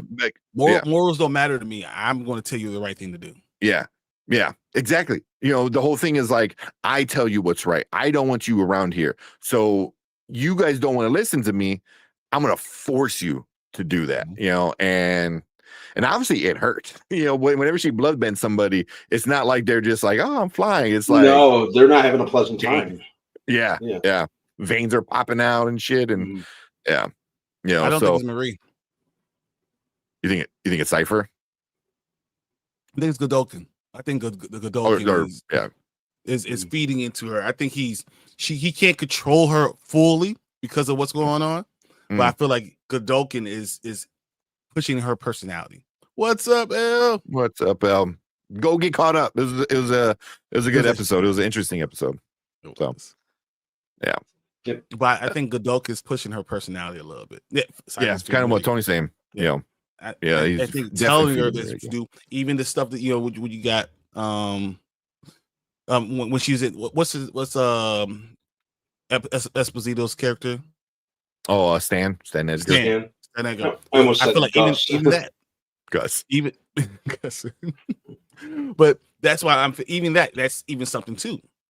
I'm looking at it and I'm feeling those are real issues, and that's why she's acting this way. Remember, you can make Aang and Korra choke on their own blood. Like, you ain't got nothing. But hurt her, and she she has her own nosebleeds. Right. Yeah. She needs polarity because I think Cypher can still take or Godolkin can still take over her. Yeah. And then yeah, it's gonna be really interesting because they're like, but can he stop it? Because we already had that where it's like, oh, Polarity can stop him, but then Polarity figured out, not Polarity, Cypher already figured out like, okay, but I can surprise you from like all around, so it kind of throws a, But you know what they should have done? They should just attacked Cypher's body. Yeah, that's what I was thinking. It was like, you have all those people though, cut off your head. Done. Guess what? You can't jump no more. Yeah. It's like instead of controlling all the things, it's like just contain the thing that's sending out the signals. That's what I thought, but I don't know. Yeah. So it's. I mean, but there's a lot of other open things. Like, what's going to happen with Sam and Emma? That's going to be difficult. And how do you keep Sam from going crazy and becoming like Homelander? Mm-hmm. How do you keep anyone who takes down Homelander from becoming Homelander and feeling all that power, being as all powerful as they are? Yeah. Is Sam Edgar any better than the people that are running Godolkin? I mean, running it now? Vault, yeah. Mm-hmm. So I mean, what's going to happen? With Annabeth? Because her story just started. Yeah. There's just a lot of open-ended stuff, and I'm like, can you land this plane? I think that we just complained about Peacemaker and the way it ended was not satisfying because it didn't end. It just led into the greater universe, and I'm partially worried that's what we're gonna get is we're not gonna get any finished stories, or maybe we'll get one or two, but the main thing with this group is just gonna lead into the boys season. So it was like, but it won't be a whole music video. Two of them. You say that, and then it winds up being like a musical number. I'm like, you know what? I don't deserve this. Right. But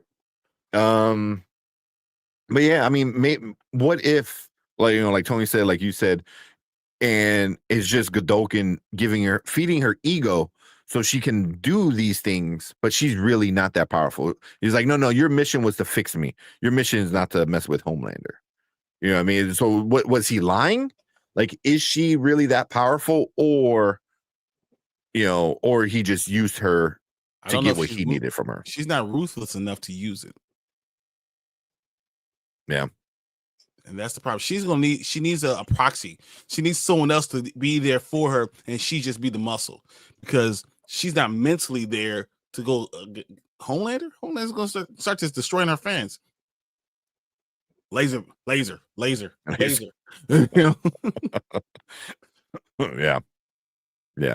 That's a good point. To beat a psychopath, you need to be a psychopath.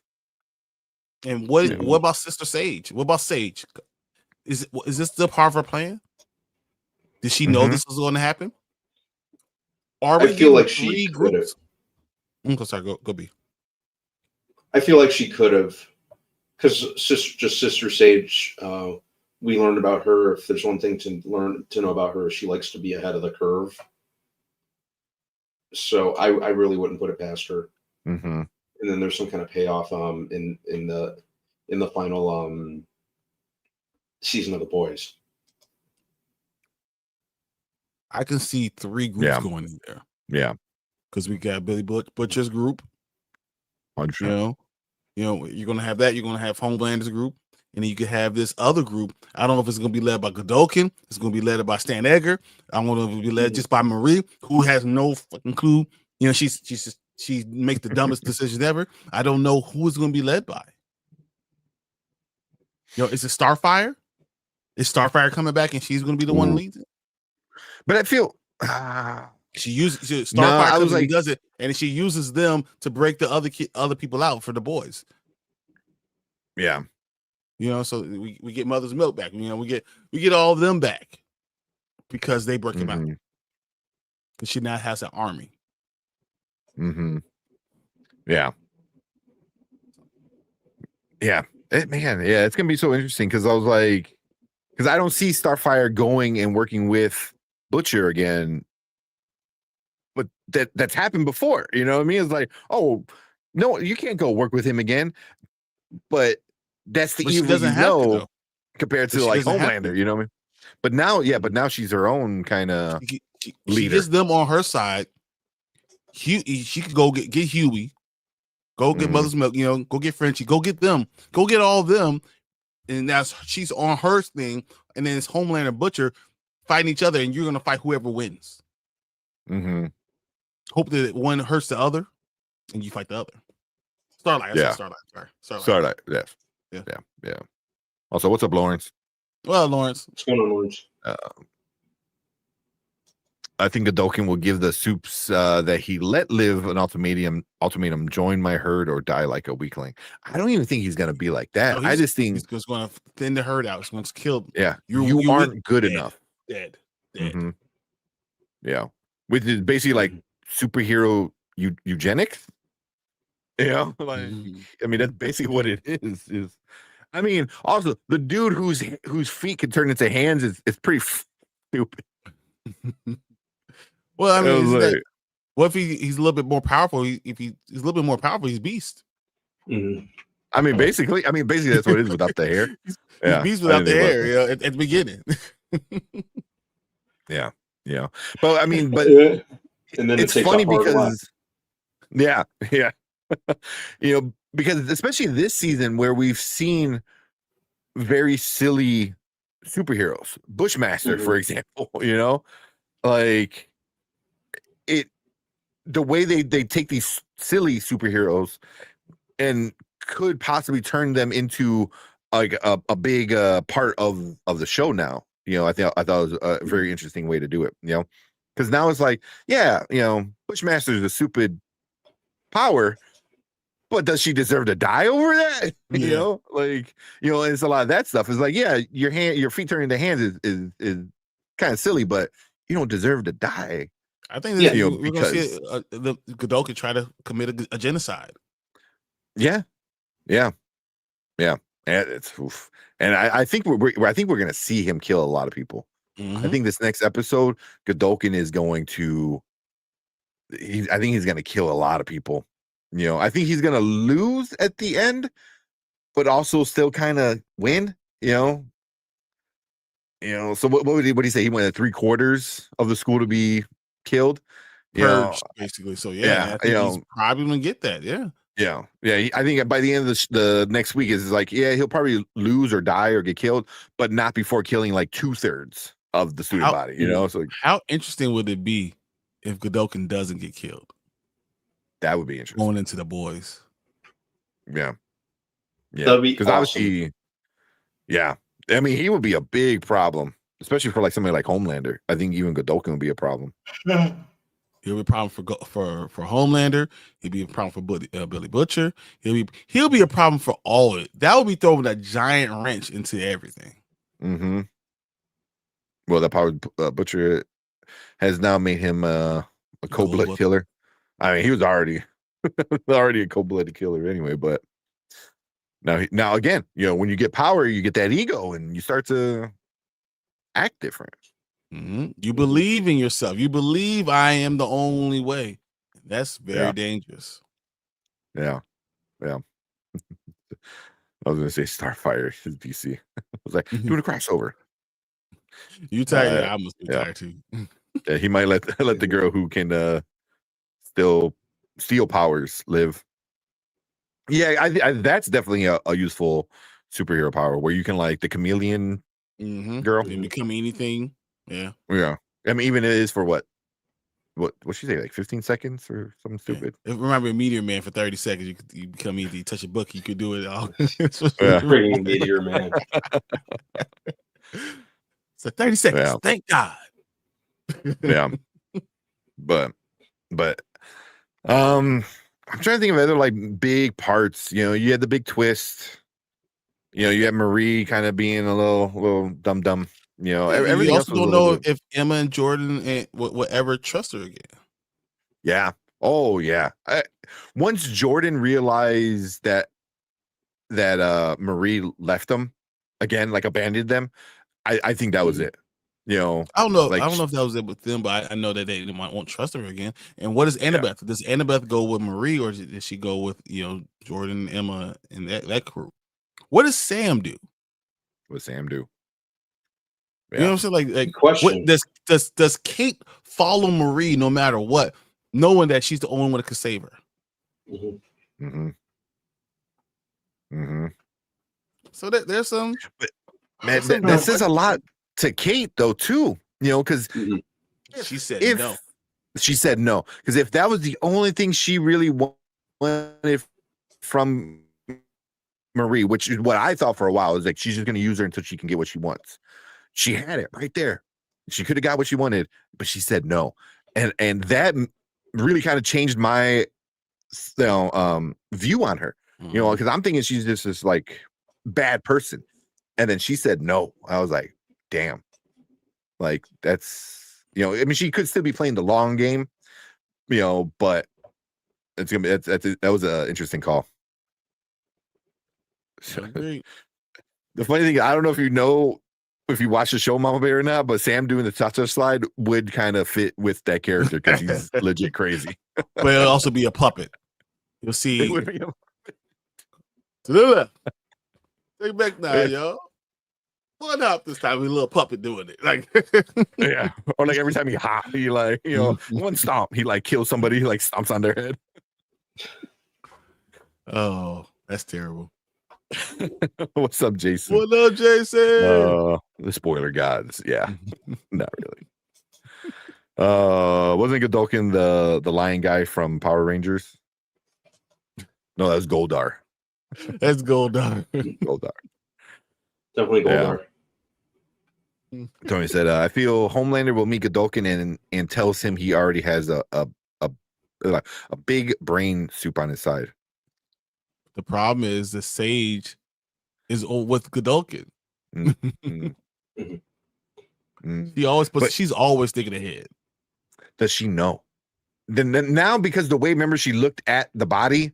I'm wondering. I'm like, does she know? You think she knew? She always knew. Yeah, she always knew. She knew that he was, and that's why it was her plan. When she was talking to Cypher, she wasn't talking to Cypher; she was talking to Godolkin.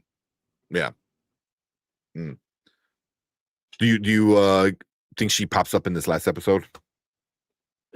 Inevitably, she has to show up. Yeah. We find out that was always his plan, and I can see even Godolkin walking off with her. And then you find out that Sage left Homelander because she just did. She's done with all the other stuff. So now we're creating more 3 or 4 sides. Comes a rumbus. Yeah. the rumbus rumble. Exactly. I mean, that's what we're gonna get. We're just gonna get like all these like factions of people coming to fight one another to pretty much control the world. Because whoever wins is going to decide how the world goes. I read the comic book, so I know how it ends in the comic book, and I think they're gonna find a way to have it end similarly, like not the big fight, but the end, like the very last kind of couple pages kind of thing, like that. I feel like that's how it's gonna end, and I think it's gonna piss off a lot of people, honestly. Me too. A lot of people were like, "Oh, fuck that," especially after we're waiting in so much fan art and stuff that's written like that. I'm hoping they're proven wrong. She knew it was Goldar, just messing with us. So yeah, Bobby said something really good. I enjoy that. Was that one? Yeah, same thing. Pumps is the same. What if Sage is actually being controlled by Godolkin? Oh, there we go. Ooh. I don't know if she could though, because like that's why she was looking at him. I don't know if he can do that. He control both of them at the same time in his mind. Because when he left Cypher's body, it looked like when he was jumping in there, other people, Cypher didn't move. Yeah, like he's like stayed in place. It was the same thing with when he controlled Jordan in the fight. He kind of stood there, like it was just a shell. So I don't know if he could be 2 people at the same time. I mean, technically, when him and Sage were together, he was staying still. So I guess you could control Sage, but that would be interesting if he's controlling her. That'd be really messed up because so you have sex with yourself. Isn't that kind of R wordish? if she can't control herself. 100%. 100%. Yeah. Do you really want to go there? Like Yeah. But I don't think she is, but that is interesting if they throw that in there. That would be that'd be interesting. Yeah. So we lost a soldier. I mean, Homelander wanted to have things with himself. Yeah, that's true. Yeah, Homelander was weird. Yeah, all you need some milk. You control Homelander. The milk thing. Man. Yeah. Could Queen Maeve and A-Train come out of hiding to help? Oh, that'd be good. A-Train for sure. A-Train, I think, will be in the next season. Only if Starlight got him. Like she will have to have an army and then go get them. And then they have to help break Huey, Frenchie, all the ones that got out. They will be the ones to help them get out and have their own army. And then that army then splits up because Butcher pulls some of those people up. So there's now going to be Starlight and Huey, and then it's going to be Butcher and his people, whatever. And then you're going to have Homelander. And then the question is Godolkin a fourth one? We'll find out. That's the real question. Yeah. I mean, it all depends, I guess, how this last episode ends. And what they set up with him and Marie and all the rest of the crew. But yeah, that was a good episode, man. I was entertained like throughout the whole time, and like I said, I wasn't too surprised with especially with the big twists. We've been calling that for weeks now. I was just more irritated with Marie getting this ego. Yeah, 100%. But yeah, anything else? Anything we might have missed? You guys want to bring up? I think that covers pretty much all.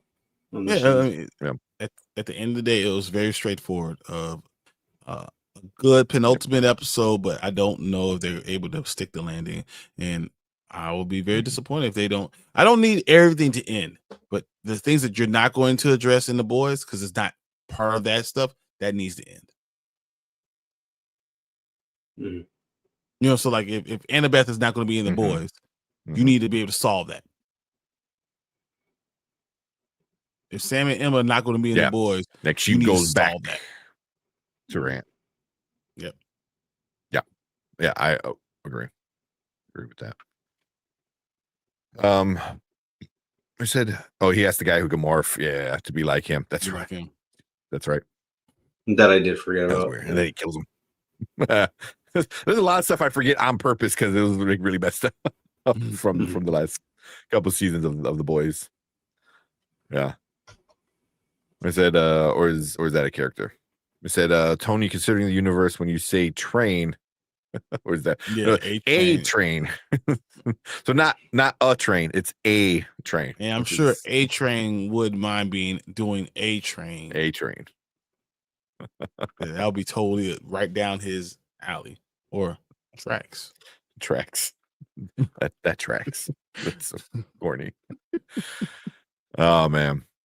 But good episode, fun episode. It sets up like this big villainous murder spree that we get in the final episode of the season, and how the crew is gonna handle that. I'm really curious to see, like Brandman said, I want it to be next week already because I'm really curious to see what they do. And you see how this wraps up for sure. Yeah. So, but that's our thoughts for this episode 7 of Gen V season 2. If you're watching on the replay, hit that like button, hit that subscribe button right down there. Leave a comment. Let us know what you think about this episode, about the show, any theories where you might think might happen in the next episode. But we appreciate everyone hanging out with us and everyone in the live chat. We want you guys to stick around because we're going to finish things up for the night.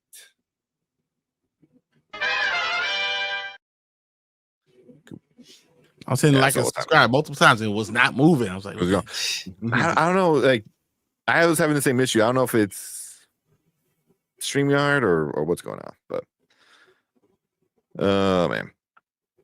Right, my second question is off then. I miss it. Yeah, some stuff you just can't unsee. Dude, yeah, like was it episode 6? Can't oh, this episode when a dude came out of somebody's ass. Yeah, I just didn't look. I was like, all right, I'm good. That would, Too much for me. Because I forgot they said that in like one of the earlier episodes where like somebody's anus is like a pocket dimension or something like that. Mm-hmm. So yeah, that's too much for me. Nope, I'm good. Yeah. I heard enough from you guys to know it's a fair question.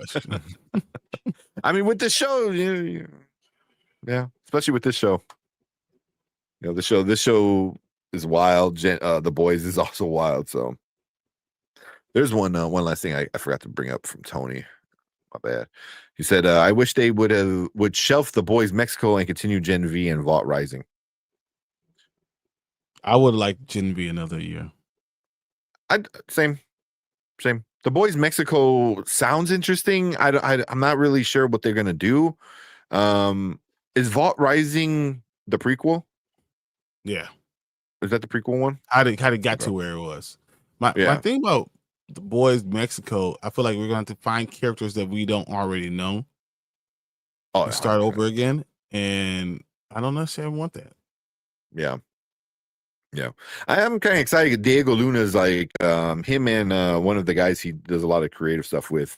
They're going to be doing a lot of like the story stuff with it. So you know, I think it's in good hands. So I'm kind of curious, but I'm also like, I just don't know why. You know. So we'll see. Okay. We'll see. Feel like Gen V does better without the raunchy shit. 100%. Yeah. There's no need for any of that stuff. And I was like, yeah. I mean, like it being in a college, you could do some stuff here and there, like all the the drinking and maybe some of the sex, but to the point where it's like you can do a lot of the sex. So much. Yeah. It was just so much. For no reason. Just to be raunchy. Yeah. But yeah, when they get into like the serious stuff and like the actual story, you're like, oh shit, this is hitting good.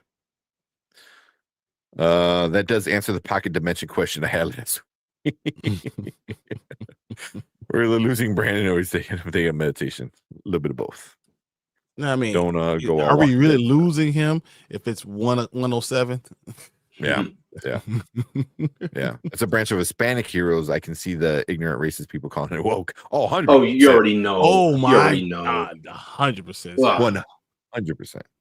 Yep. You know, and I can see them talking about that in the show itself too. You know, so you know, take your boys back to your country. What? Well, you already see what people are saying about like not speaking English. So imagine like a show where there's going to be a lot of Spanish. My bad. I don't know why I pressed that. Yeah. So I don't think they're going to only speak Spanish, but there is probably going to be a lot of Spanish speaking in it, and I think people are going to get mad. Brandon about to turn into a pumpkin. They remind you, and yes, they're still in this world. Yep. All right. Well, let's get out of here. No, if you're gonna get out of here, let's do this on. Let's end it on this. 111, what's your emergency? He's acting crazy. Oh, is this that trailer? Don't kill the others.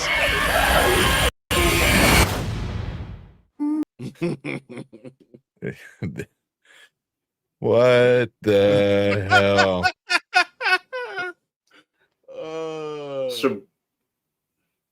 So basically, it's Cujo, but with a chimp. Exactly what it is. Yeah. This is exactly what it is. See, the only thing I'm curious is like what went in the cage to make him change. That's the only thing I'm kind of curious about. Yeah, I'm guessing like it's not him. I don't know. Mama bear.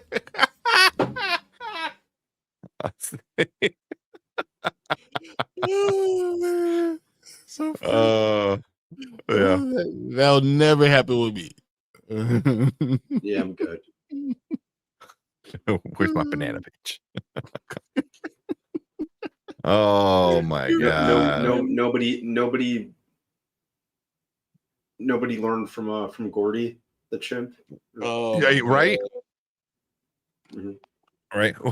Yeah, what if this is the sequel to that? Or the prequel? Or the spin-off? Gordy's cousin.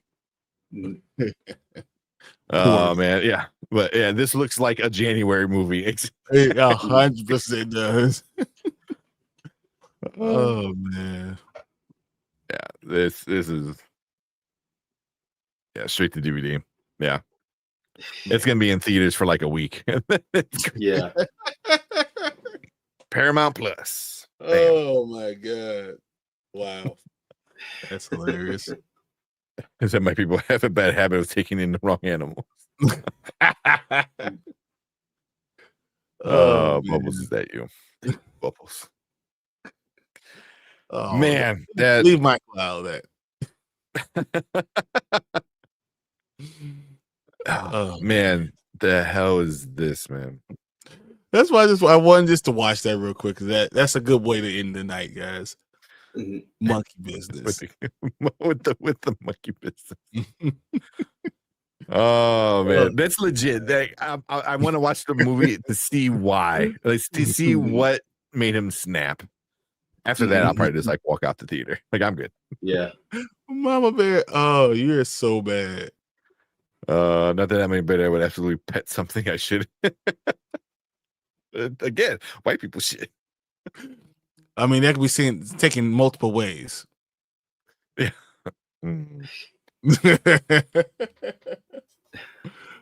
Oh my god, you guys are hilarious. Really, really are. Oh my god. Yeah, that's something, man. Mm-hmm. I heard, because I heard it came out today, the trailer, and people are saying like this is stupid.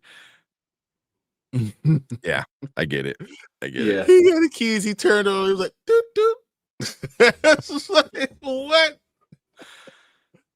Oh man. You never know. Planet of the Apes prequel. It's Caesar's cousin. Caesar. It has an 88% on Rotten Tomatoes. No, it doesn't. No, it doesn't. Jeez.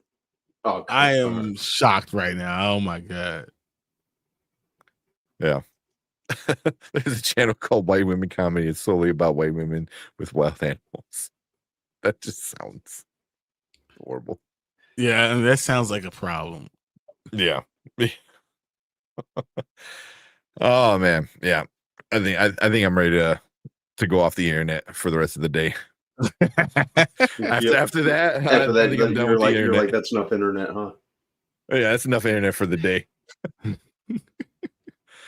Jungle Fever 2. Ooh. It said this looks legit, like it belongs on the Poonie first? Oh, the Pooh? I don't know. Yes, I've seen these vids. Oh man. I love that channel. Oh man, yeah. All right. In the chat, and then he hears the trailer. So now watch tons of horror movies, so not fazed by this. At the same time, apes and monkeys are smart MFers. But it reminds me of was it Congo? Like Amy. Was it Amy? Yep. Movie. Yep. Oh my god. Oh man. On that note, I'm out the of Winnie here. the Pooh horror. We're just gonna end it on this thing, because that's just what the hell. What the hell? Yeah, that's it. Let's get out of here. We appreciate everyone coming in and hanging out with us. All you guys. Tony, I think this is your first time joining us. It was a wild first show for you, man. It is. Oh man, you went first full circle with seriousness to absolute goofiness, man. Man. Cool. But yeah, appreciate all you guys hanging out with us, man. All you guys, all super chats, collector, I know did a few, so appreciate all you guys. We will see you guys on Saturday. Talk The Expanse. watching The Expanse. You know how hard I had to avoid watching the next episode. I was like, no. Yeah. Cannot wait Saturday. That's gonna be so much fun, guys. And then see me Saturday morning with me and Anzo on the rewind. So that's gonna be a lot of fun. Come and join us. Start at 9 Central, 10 Eastern. And we'll have a lot of fun. We'll talk about a lot of topics. Yep. So you got double dose of Brian on the Saturday. So, but appreciate all you guys. We will see you guys on Saturday. Cool. All right, guys. Have a good weekend. Peace. Later. Don't forget to like and subscribe. We out here.